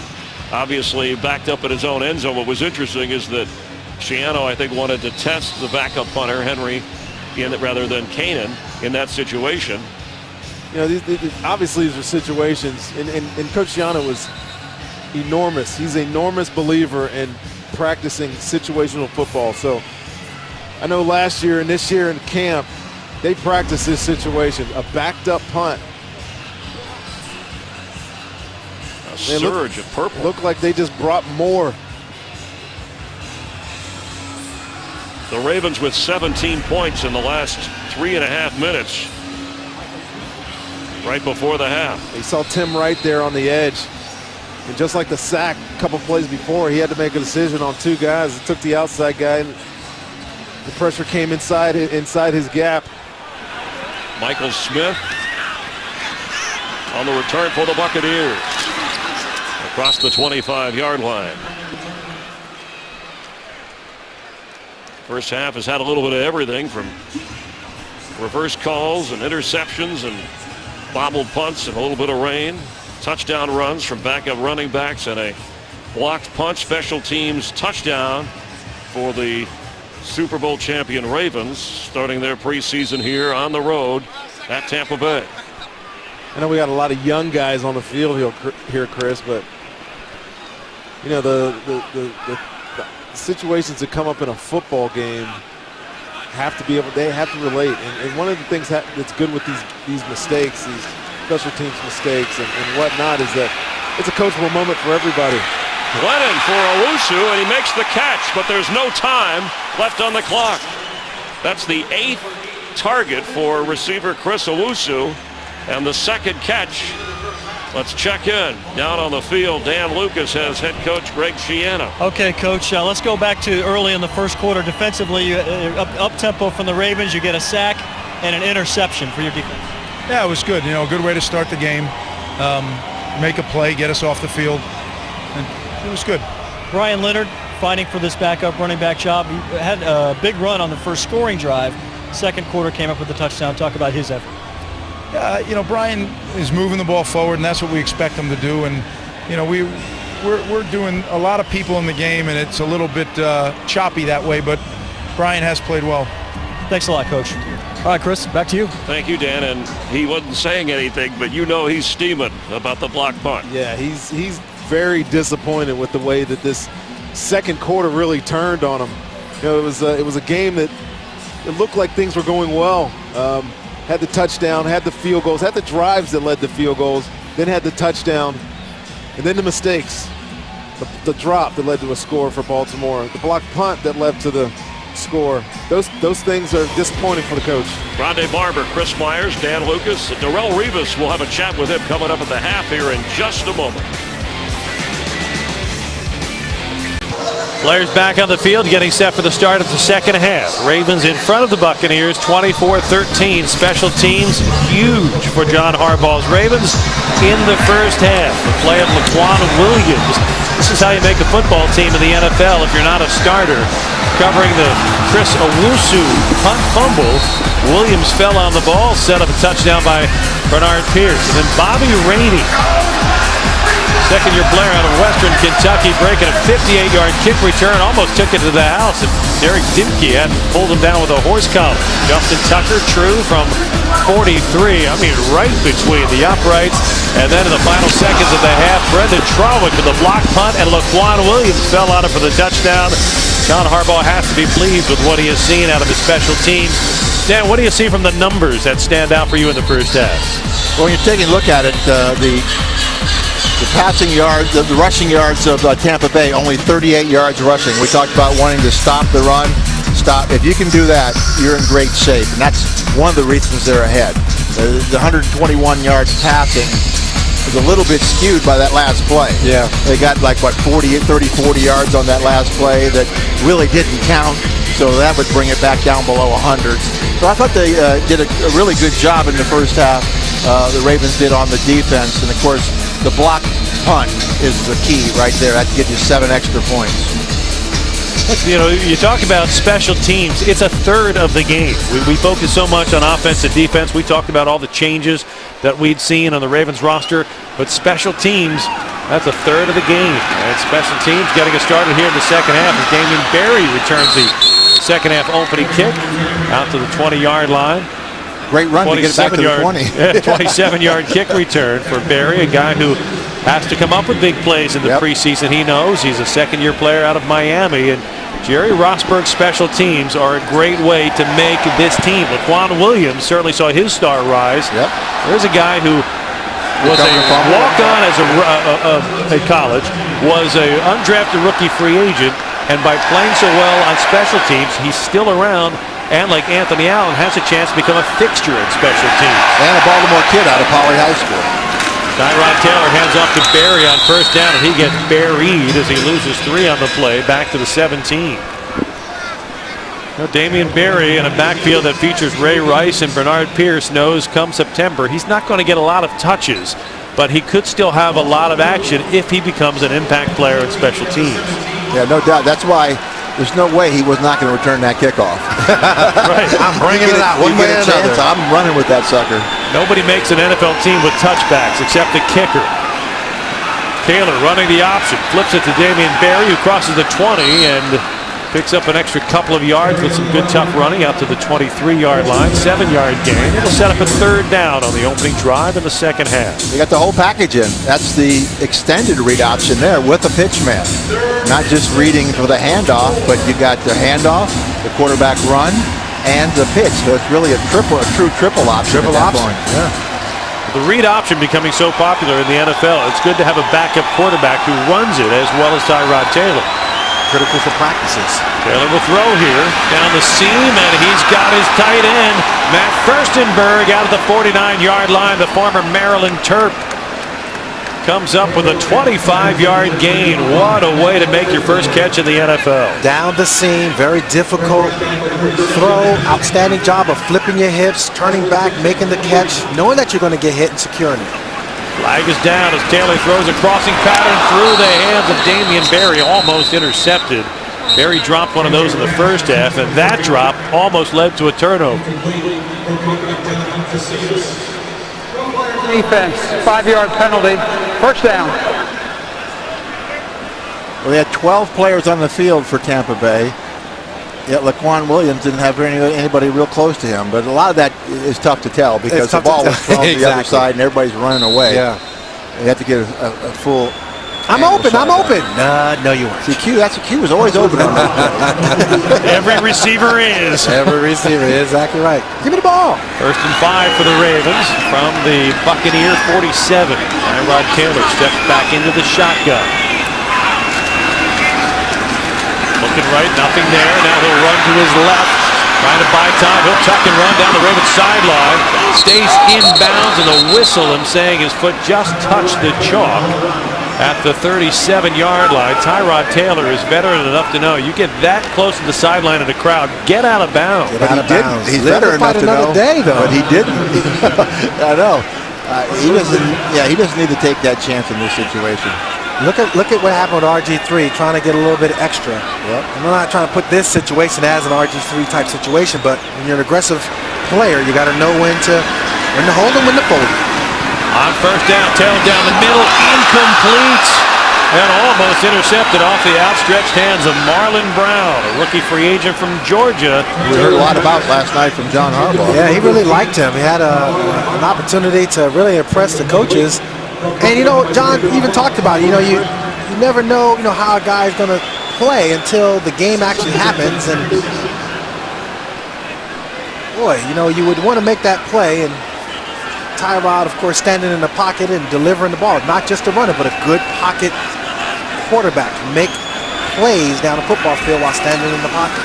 On second down, it gives to Damian Barry, sweeping left, trying to get around the edge. Won't get far to the 35-yard line.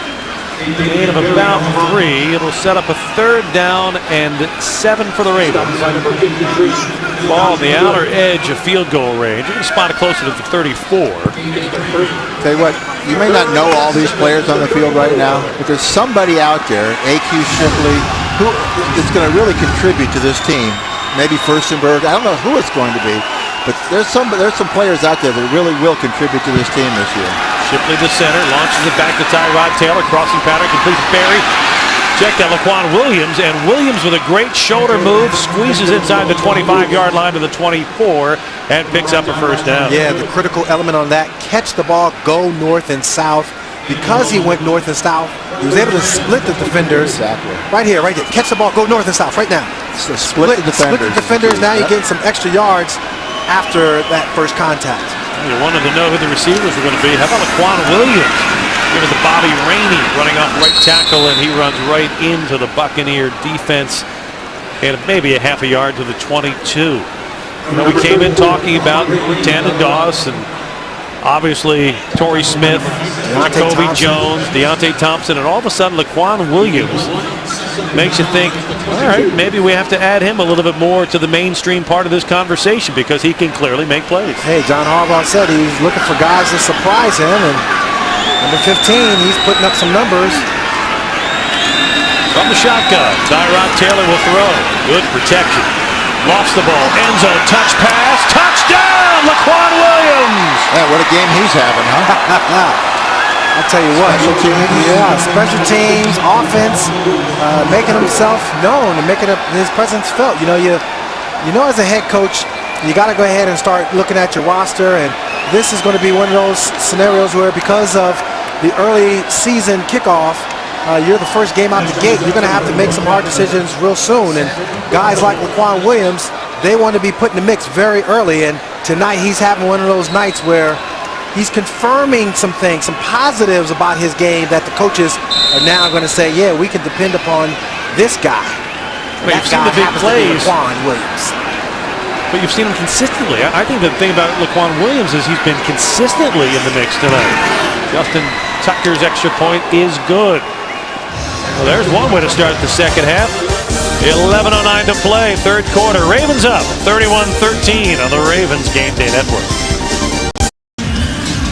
Stan White was talking about guys trying to make the team. Well, you get a chance to pick the team. The Ravens, a new era, give fans the chance to be at the home opener against the Browns and stand on the sidelines before the game. The fan that most closely predicts the Ravens' 53-man roster by August 30th could be cheering on the world champs when they come home for 2013.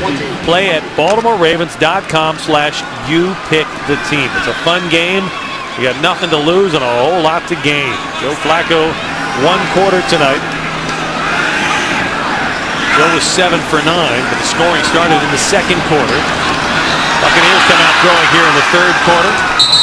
Pass is complete. Tyquan Underwood. He's taken down by D'Angelo Tyson after a gain of about 6 to the 26-yard line. Entering Terrence Cody still in the game. Going to get a lot of reps for him.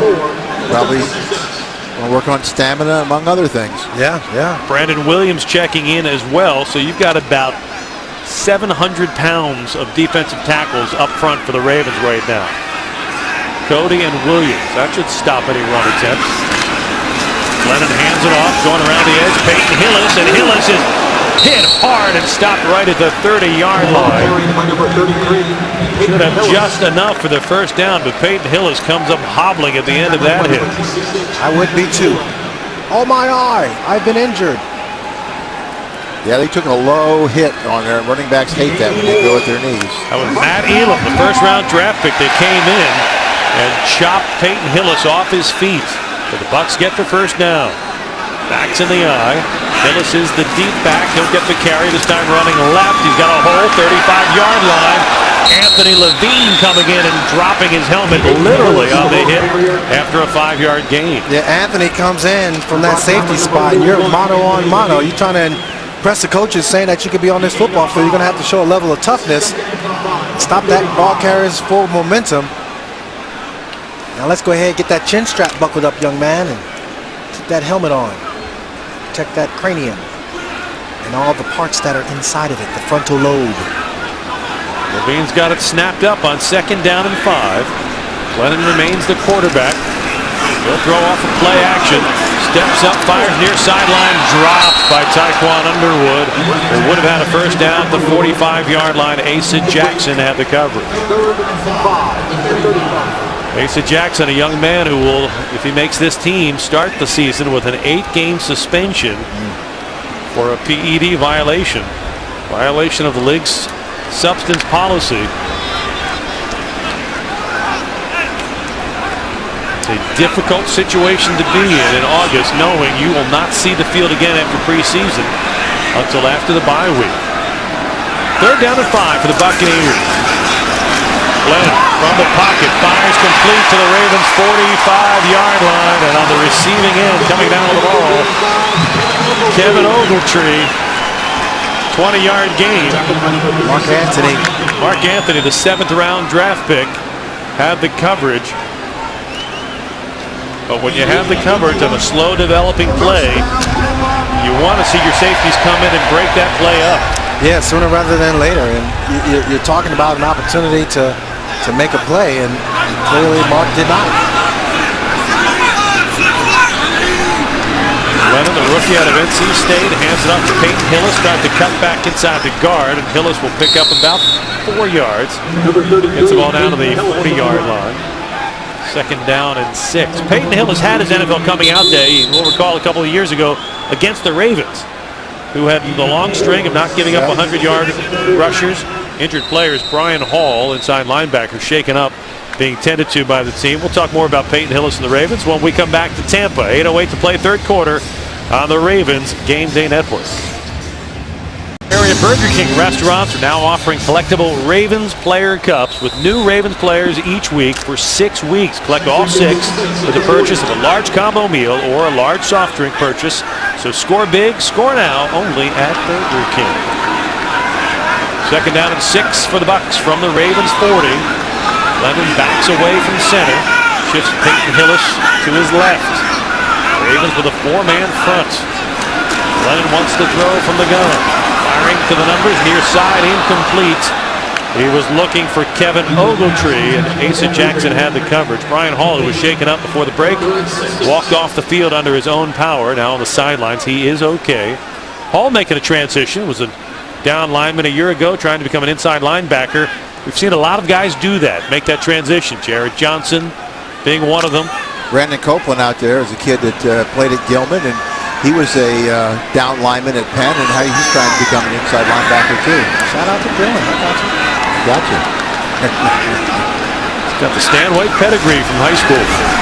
Toss to Peyton Hillis, sweeping to the left. Hillis lift off his feet. Ball comes loose.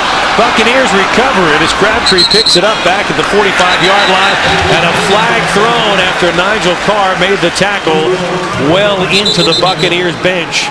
And it appears Peyton Hillis is shaken up at the end of that play.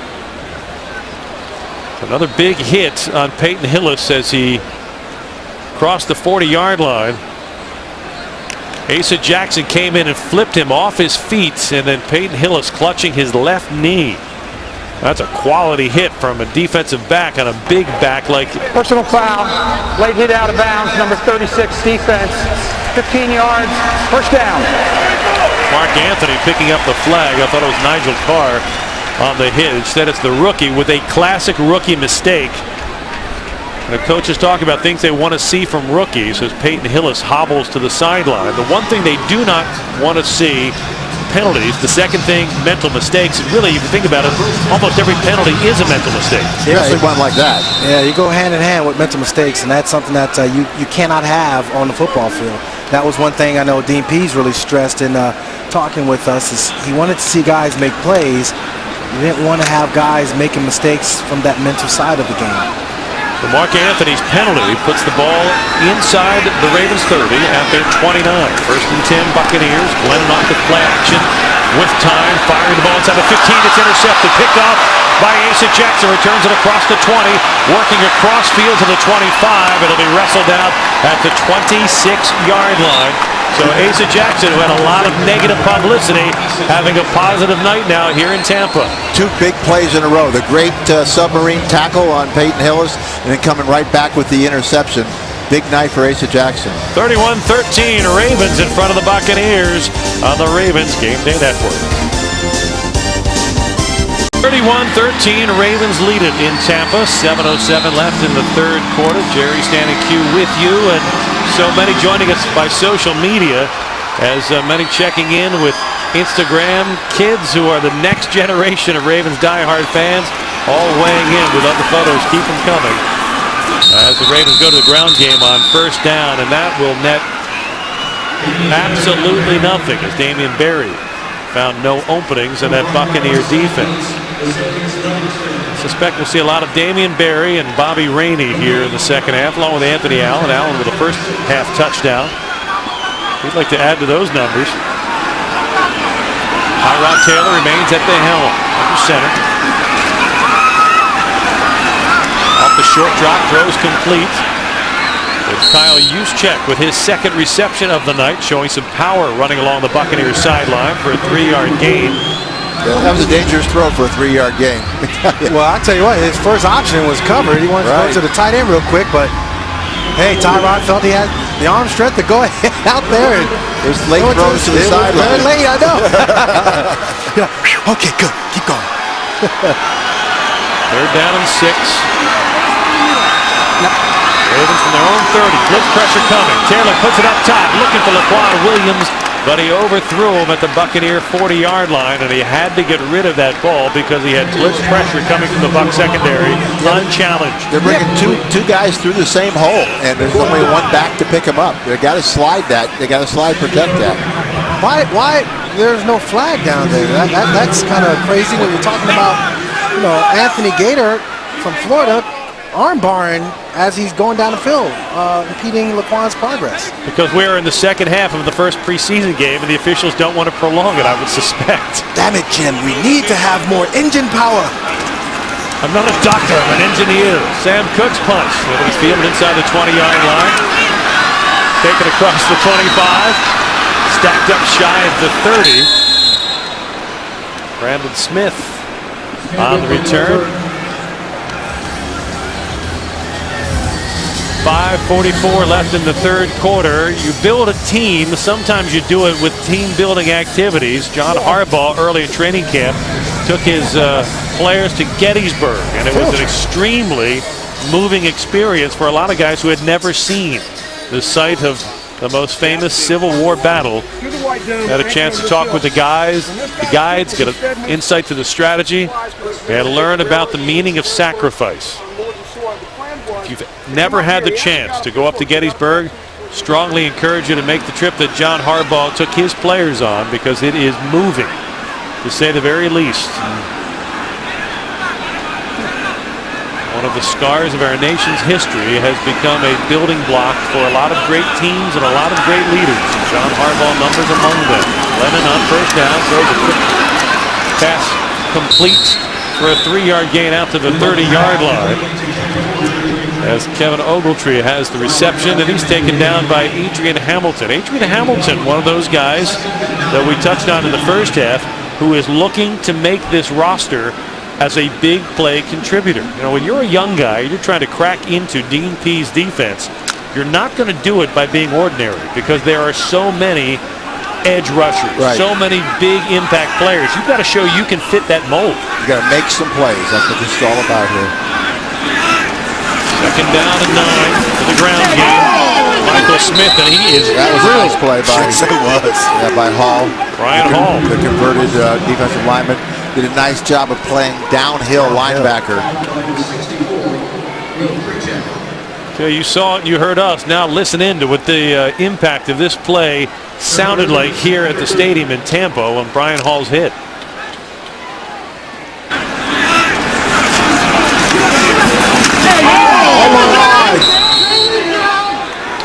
When players are saying, whoa, that's a hit. Third down for Glennon. Throws near side, complete, across the 40 and down to the 43-yard line with a Buccaneer first down as Kevin Ogletree, who's having quite the night for Tampa Bay. 13-yard gain move the chains with 4:15 left in the third quarter. That's the difference in a rookie. Instead of just making the tackle make it fourth down, he's trying to make up too much of a play. Yeah. We saw Corey Graham earlier let him make the catch and then coming up and make the tackle. Mark Anthony did not do that. Not flag football. Mark Anthony left with a towel and nothing else. Rookie learning curve. Running play. Michael Smith sweeping to the right side, and he is stuck and dropped to the turf at the 47-yard line. Big hit there by the first-round draft pick, Matt Elam. Talk about tackling or worrying about tackling. I don't think they have to worry. Dean Pease is not going to be looking at the film and worrying whether or not the guys were bringing it tonight.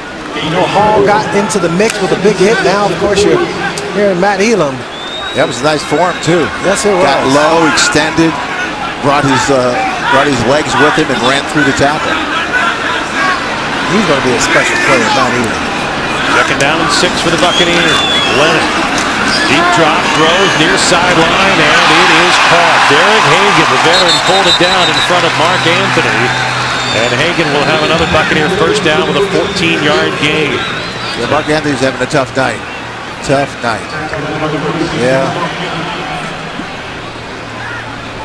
The biggest thing I thought, you know, he fought for the ball. The one thing Dean Pease didn't want to have happen, because he said, look, guys are going to catch passes off of you. That's one thing. But then also, what do you do as far as getting him down? No extra yards after the catch. So I think the positive out of that, Anthony at least, you know, once the receiver caught it, okay, he's not going to get any extra yards from that catch. Lennon up top on first down, going back in Anthony's direction, but he can't connect with Derek Hagan, who was a good 2 steps behind Mark Anthony. Anthony, the 7th-round draft pick, the last of the Ravens' 10 draft picks. Well, yeah, the earlier play, he got out of his back pedal too early and turned his side, and this time he just goes for the double move. He tries to make too much of a play. You got to play the double move with good leverage. Yeah. He thought he was going to undercut it, get an interception. He ended up getting beat on a double move. 2nd and 10, Buccaneers. Ball is at the Ravens 38. Lennon will likely live in the shotgun the rest of his time on the field. Throws the screen pass. Smith inside the 30. And he'll be taken down just shy of the first down by Brian Hall, setting up a 3rd down and 1 on the 9-yard gain. I have to say, Brian Hall is a guy who's starting to show some ability to make plays, to make tackles, to be in the right position. I think that's maybe one of the first things you have to look for when you switch positions for a guy. Move him from the defensive line, move him from his hand in the turf. Can he be in position to make plays? Smith gets the carry on 3rd and short, and he will move the chains for the Buccaneers as he gets the ball down to the 26-yard line, where again it's Brian Hall who makes the tackle. You know, Dean Pease talked about, you know, he's not going to be out there with complex schemes. He wants to see what guys can do with just lining up, beating a guy in front of you, putting yourself in position to make plays. And guys like Hall are showing up. Guys like Anthony are struggling with just doing the basic fundamentals of football. Lennon on the short drop, lofts the ball near sideline, incomplete. He was looking for a Hagan inside the 5, and again Hagan was behind Mark Anthony. We're going to pause now for 10 seconds for station identification for our radio partners on tonight's simulcast on the Ravens Game Day Network. 1:13 left, 3rd quarter. Ravens in front of the Buccaneers in the preseason opener, 31-13. Bucs looking at a 2nd and 10 as Mike Glennon continues to pick on Mark Anthony.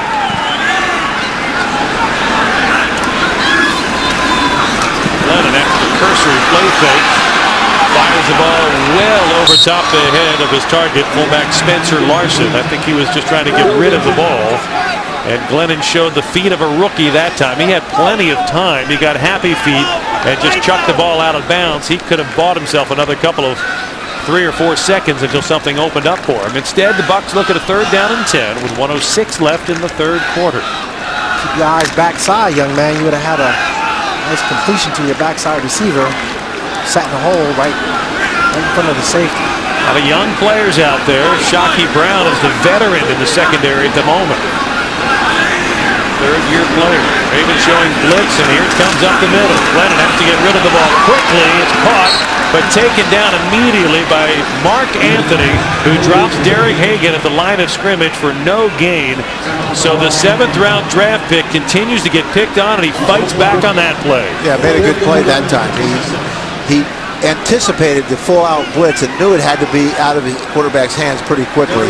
So he really didn't even backpedal at all. He just went forward for the 3-step drop and did a great job of closing on the receiver and then making the tackle. Derek Dimke, who is hit from 28 and 35, will attempt a 45-yarder from the left hash mark. Dimke's kick is underway, and it is good.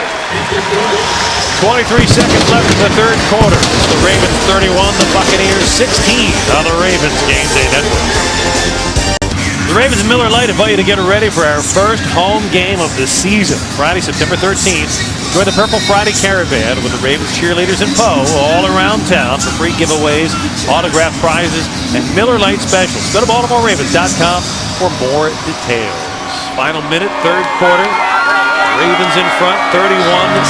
Now John Harbaugh and his coaches and the many Ravens fans who made the trip down here to the west coast of Florida want to see the young players put this game away in the 4th quarter.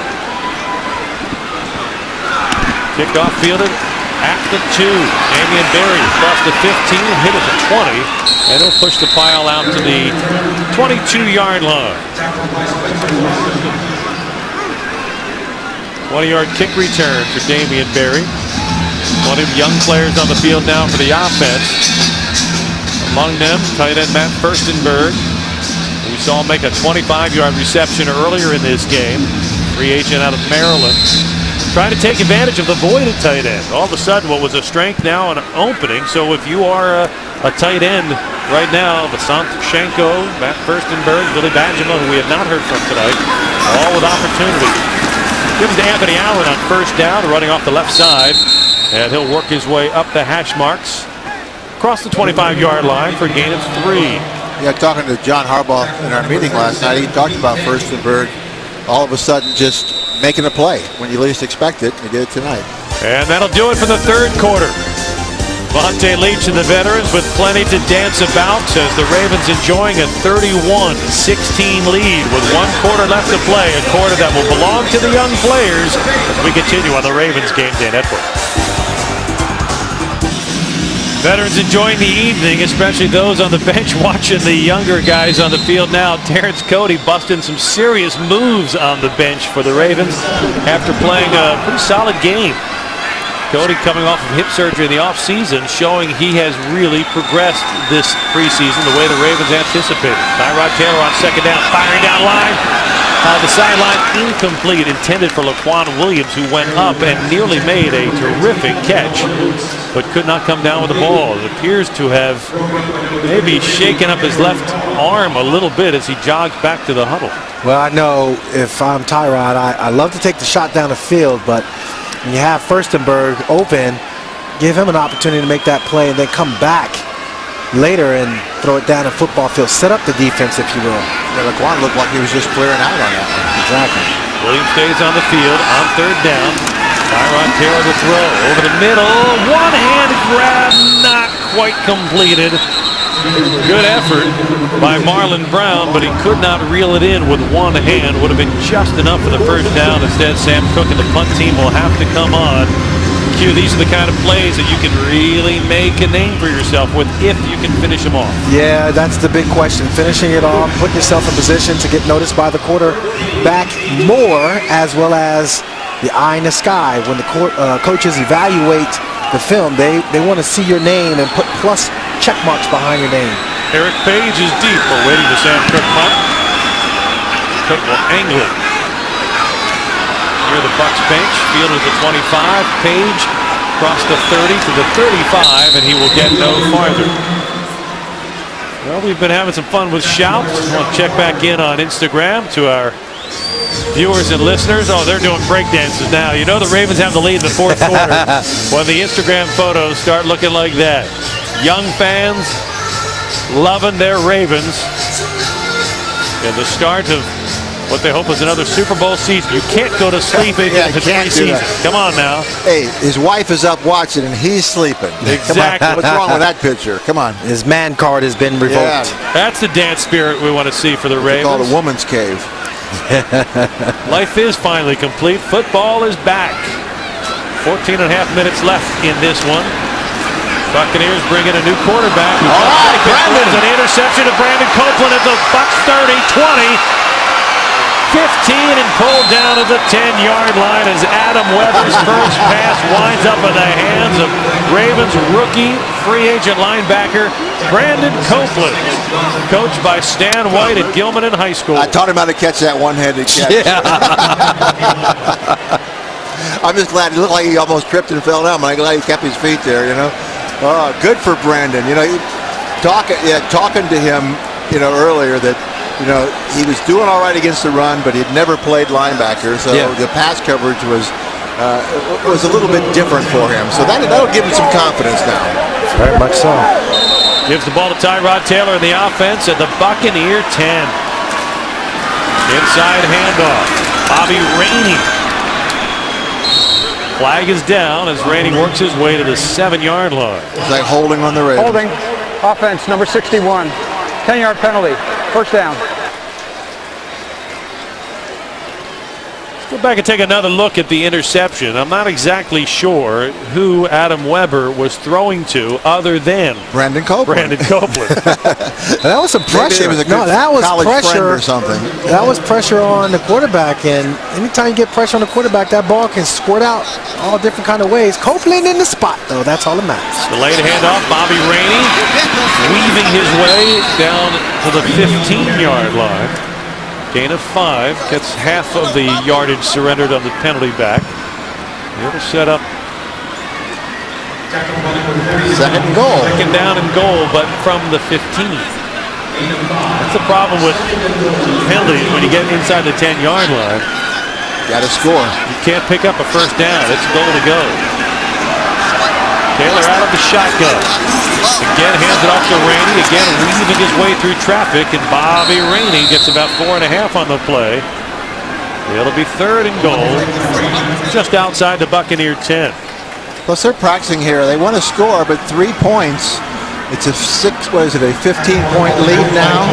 3 points makes it 18. That's beyond 2 scores. So 3 is a important addition right here.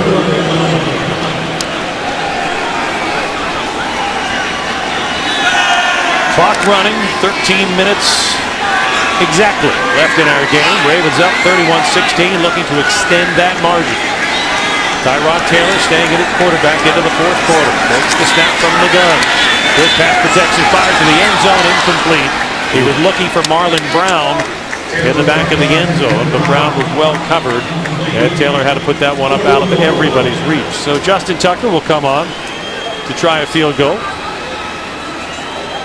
And you want to make sure you got 3 there. Yeah. You know, they play these situations in practice all the time. Everything is a situational drive for the offense, defense, and that's just a situational time in a game that you want to get these 3 points. 29-yard try for Justin Tucker, the second-year kicker out of Texas, right down the middle. And with 12:42 to play, the Ravens lead it now 34-16 on the Ravens Game Day Network.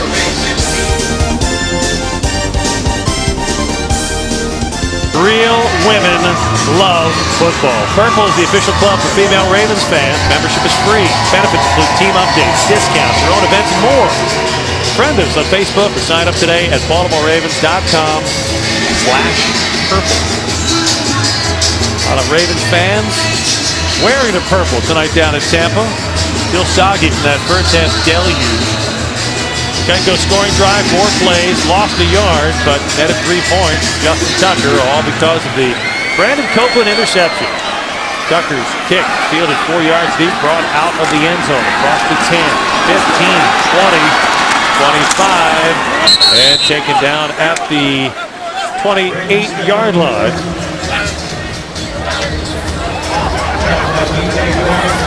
Plenty of returns tonight for Brandon Smith, with the Ravens putting up 34 points tonight. 12.5 minutes left to go. Well, when your team wins the Super Bowl and makes as many changes as the Ravens did in the offseason, we've had the chance to watch them throughout OTAs as well as in the training camp. But this first chance, most Ravens fans have had a chance to get a look at some of the new players, some of the bigger names, and liking the way the score is looking. Adam Weber, second attempt, no tuck and run, gets across the 35-40 and lunges the ball out to about the 42-yard line, a 12-yard gain, and that will be good for a Buccaneers first down. Adam Weber's first pass attempt intercepted on the last drive by Brandon Copeland. He returned it down to the 10-yard line, but penalties and problems forced the Ravens to attempt a field goal. Justin Tucker delivered. Talking about the young players, another Brandon Williams, no tackle, one of the really promising young players. Third-round draft pick, 3-time small college All-American. To the ground game for the Bucs, Michael Smith running it off left tackle, and he'll be brought down after a gain of 3. Brandon Williams in on the mix, along with Cody Larson, the rookie free agent out of Utah. Two most important words for everybody in the fourth quarter of a preseason game: clock running. Yes. 11:30. Trying to make that Justin Bieber concert. They're talking about a tale of two cities back in Baltimore tonight. Of course, Justin Timberlake and Jay-Z playing at M&T. Here in Tampa, it's Justin Bieber. Yes. I think Baltimore got the better end of that deal. No offense to the Beavers. Weber throwing near sideline. His pass is intercepted. Mo Lee with a pick. He's got it at the Ravens 30, returns to the 35, dances his way out to the 39, laterals the ball back. I hope almost turned it over. That was caught by Brendan Trawick Ed Reed at the 36. Ravens ball when we get back. 11 minutes to play. Ravens in charge on the Ravens Game Day Network.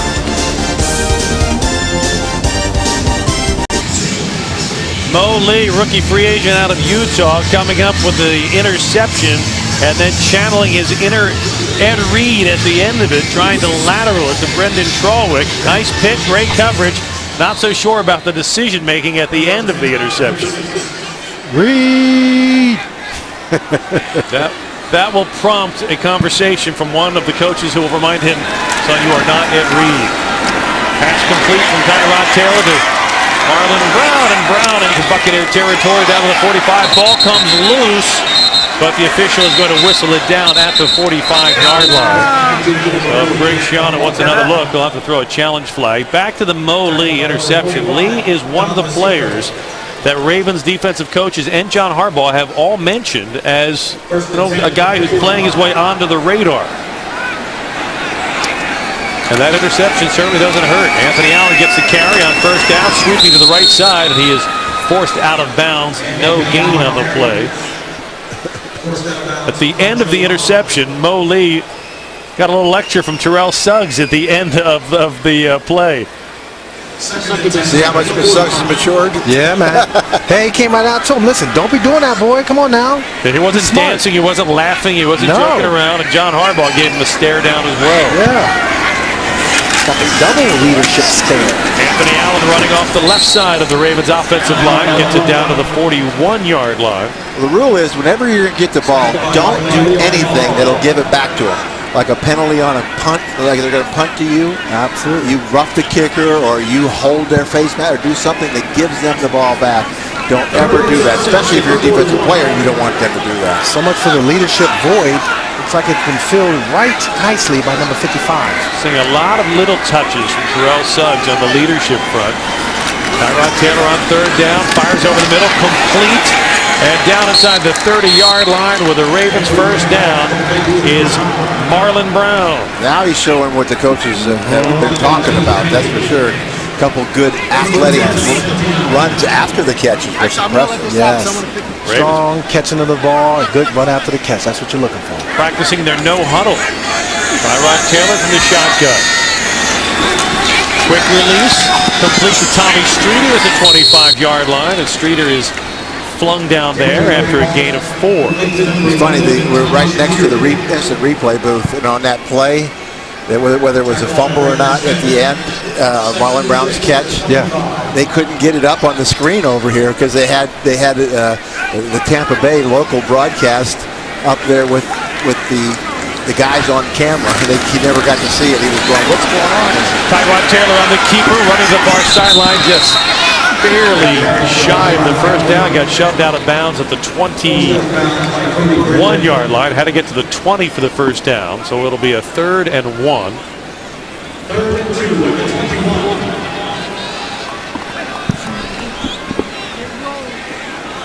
This is the play we were talking about, whether this is a fumble at the end or not. It was not. Knee was down. It could have been. But the question is, was he laying on top of the guy? Yeah, it looked like his knee was down before the ball. He tried to reach the ball out, and that's when he got knocked out. 3rd down and 2. Tyrod Taylor will throw it, going for the end zone. His pass is caught. Touchdown! Aaron Millett, 7th-round draft pick out of Elon, puts the ball in the end zone and puts the hay in the barn. He did a nice Jacoby Jones dance, and Jacoby's on the sideline jumping up and down, excited for the young man. Great job by Aaron Millett. We call those dead hands, where you just lull the defensive back into sleep, thinking that he has you covered. You just go up and snatch the ball out of the air. Nice job, man-to-man coverage, and just does a good job of running a good, strong fade route. Got both feet down. When your hands going up in the air, young man, that's a touchdown. Great job. And the review booth agrees, as Justin Tucker will attempt the extra point. Ed Tucker delivers with 8:02 left to play in the preseason opener. Tyrod Taylor's touchdown pass to Aaron Millett has the Ravens up 41-16 on the Ravens Game Day Network. 41-16, Ravens up, 8:02 left to play. Tyrod Taylor's 2nd touchdown pass, a beauty to Aaron Millett. And upon further review, it looks like he did make the catch, but the instant replay official over here from the first angle thought he had blown it, was trying to buzz down. The buzzer wasn't working. He couldn't get in. He was all upset. Then he saw the second angle and saw he was right in the end. So he ended up very happy. Justin Tucker's kick, fielded 6 yards deep, brought out of the end zone, across the 10-15, and stopped shy of the 20-yard line is Michael Smith. Keep that clock going. And fans enjoy the Aaron Millett touchdown as much as Aaron Millett did coming off the couch on Instagram.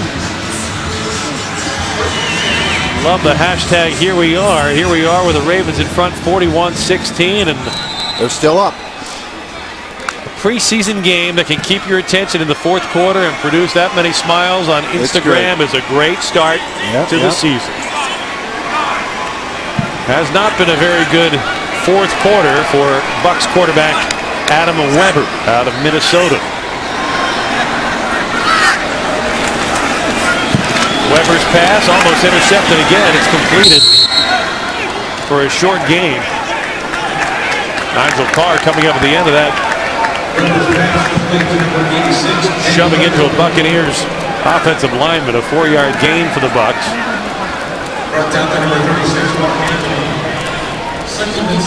When you're a team like the Bucs that has 4 quarterbacks on the roster, not good for your career options to throw 2 interceptions in the preseason opener.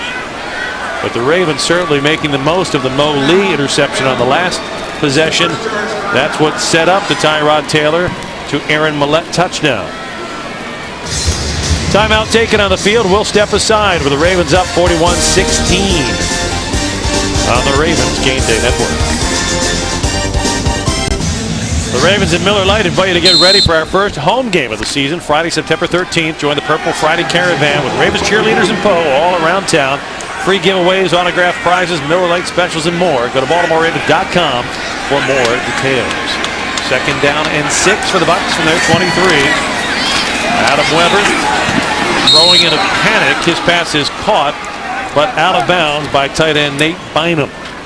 Another dangerous throw to throw that late to the sideline. That could have went the other way real quick. Not entirely sure what Adam Weber studied during his college days in Minnesota, but he might want to consider pursuing a career along those lines, because he hasn't even seen the Ravens' first-string defense. Weber under center on 3rd down and 6. John Harbaugh would love to get his offense a few more snaps in this game. Weber off the short drop, hit, and he's going to be dropped by Nigel Carr, who drills him at the 25-yard line. Technically not a sack because Adam Weber gained a yard on the play. But the Ravens defense does its job, and that means the special teams on, the offense with more chance to, at this point, you don't need more points, you just need more reps. How about we give a little love to Tyrod Taylor and the job he's been able to do.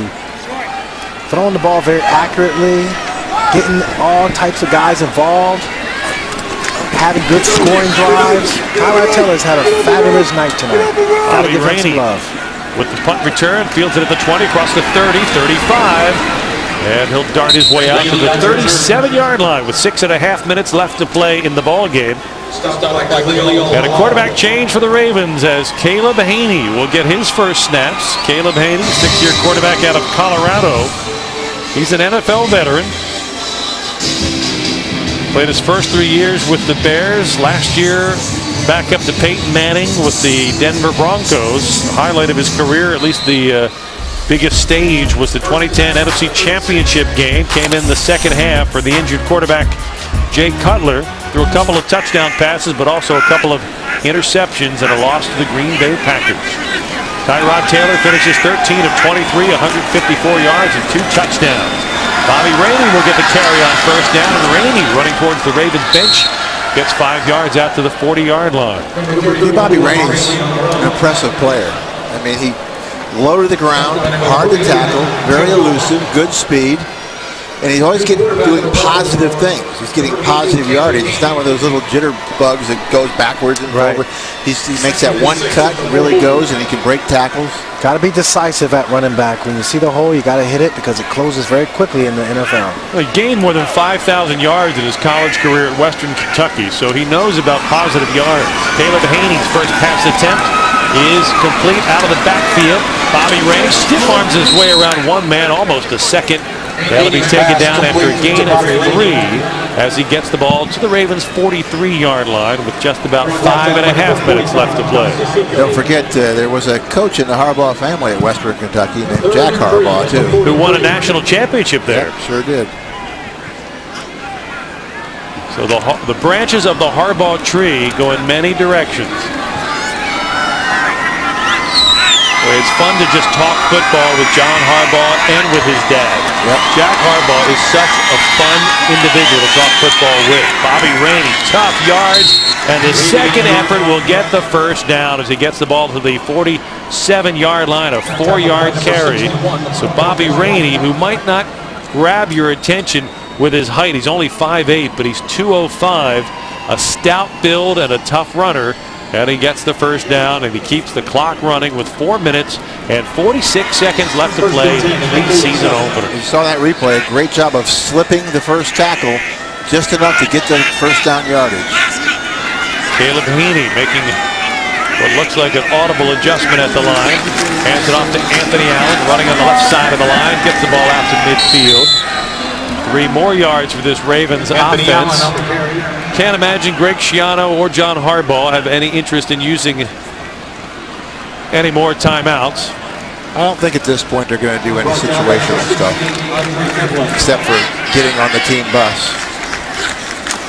Anthony Allen gets the carry into Buccaneer territory, gets it inside the 45-yard line, down to the 44. That'll be close to a first down after a 6-yard gain by Anthony Allen.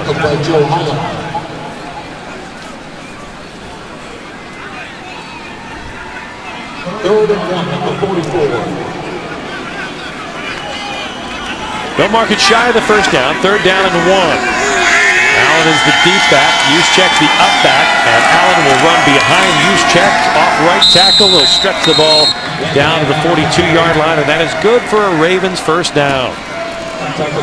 No, it's not a sexy thing right now to be working on, but Kyle Juszczyk working on lead blocking is critical. Obviously, Vontae Leach is the lead back this year.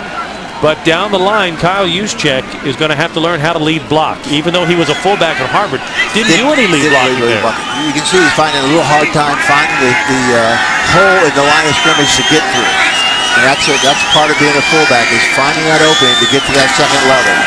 This time, Juszczyk, nice lead block, and Anthony Allen runs behind that. He'll pick up about 5 more yards down to the 37-yard line.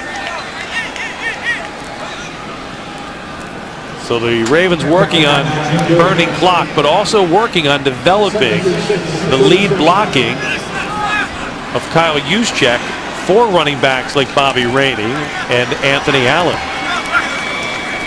Well, you don't do this much live hitting in practice, so the one guy who's getting a lot out of this drive right now is the rookie fullback, Kyle Juszczyk.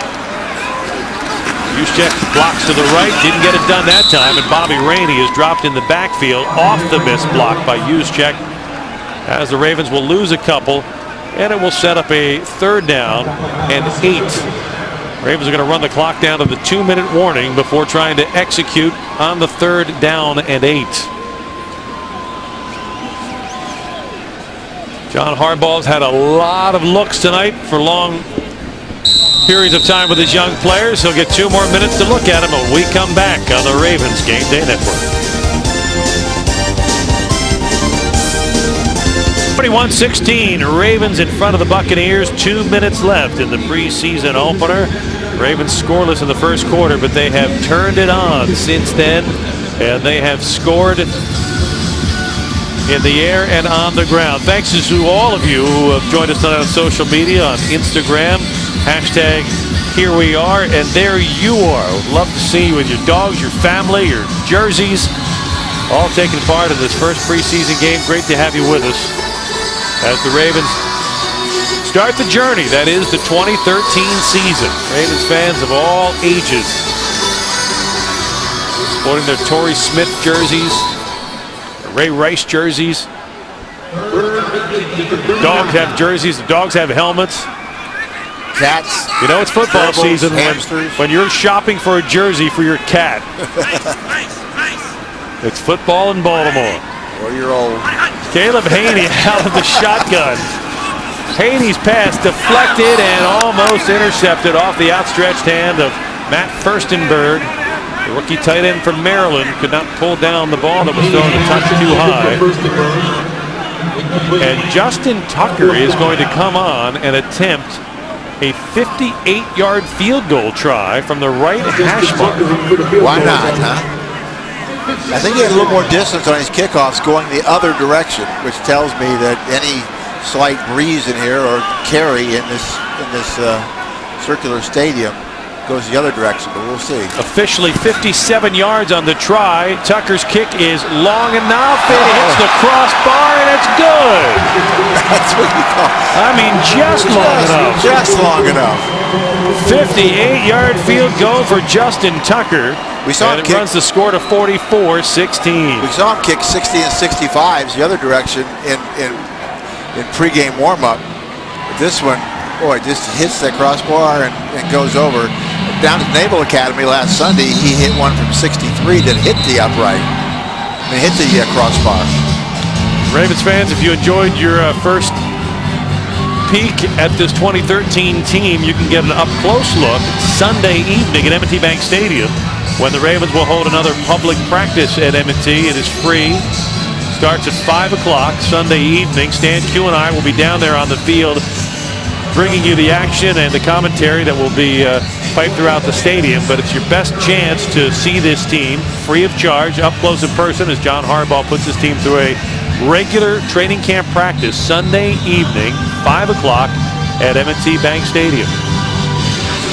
So we certainly have enjoyed your company tonight, and we hope to see you Sunday night at M&T. Justin Tucker, after hitting his 3rd field goal, kicks it off and kicks another beauty. And this one almost hits the crossbar as well. Almost got another field goal.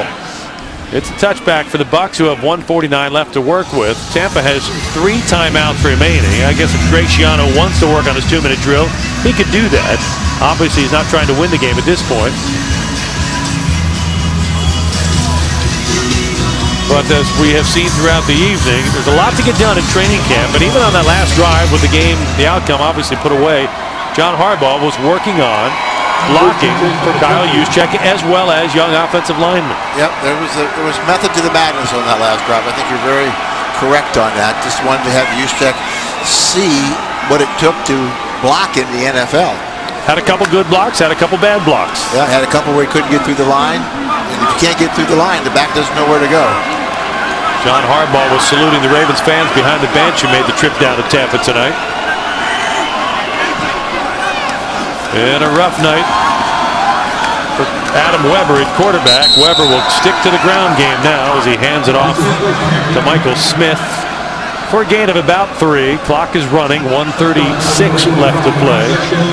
John Harbaugh has to feel pretty good about most of what he saw tonight. First half, he said he thought the defense was stout except for a couple of penalties, gave up a couple big plays. Yeah, very physical. That's always a good word for a coach to use, that we were very physical. Because that's what, John Harbaugh has based this whole franchise on. The whole identity of this team is being physical. That was that quote, "We will never give up the reputation of being a physical football team." On 2nd and 5. Adam Weber's pass is caught but shy of the first down. Danny Noble, tight end out of Toledo, with the reception for 3 yards. He'll set up a 3rd down and 2 as we enter the final minute of this preseason opener. Only a negative note for the first team offense. Joe Flacco was 7 of 9, but one of his 2 misses was an interception. Well, the good thing is only one ball hit the ground. Adam Weber will throw on 3rd down, lofts it in front of the Ravens bench, comes down shy of the target, Carlton Mitchell. And unfortunately, that will stop the clock with 28 seconds left in this preseason opener. The punt team coming on for the Buccaneers. Go for the block. Or just let it bounce and roll. Chaz Henry will punt the ball. Bobby Rainey is deep. Rainey had that 58-yard kick return. He had some special kick returns last preseason as well. Yeah, he's, like I said, he's got some juice in those legs. Break tackles. Be a valuable player. With Jacoby Jones getting more snaps at receiver, Ravens want other options in the return game. Rainey at the 25 with the ball. He'll spin his way to the 30-yard line and no farther. 15 seconds left. Caleb Haney in the offense on to take 1 snap, take a knee. I'm going to go down to the locker room, so if you want to hear more, go to WBAL and 98 Rock, and we'll do the post-game show. That's right. We'll have a full post-game show for you on BAL Radio.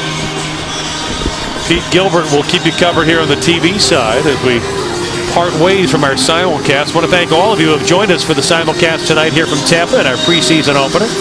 Great to get a first look at this 2013 Ravens team. Joe Flacco, the Super Bowl MVP back in February. Ravens in victory formation for Caleb Haney, who takes the final snap of this game.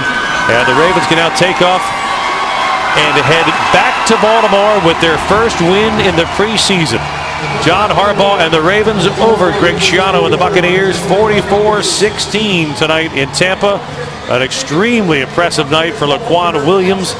Special teams as well as at wide receiver.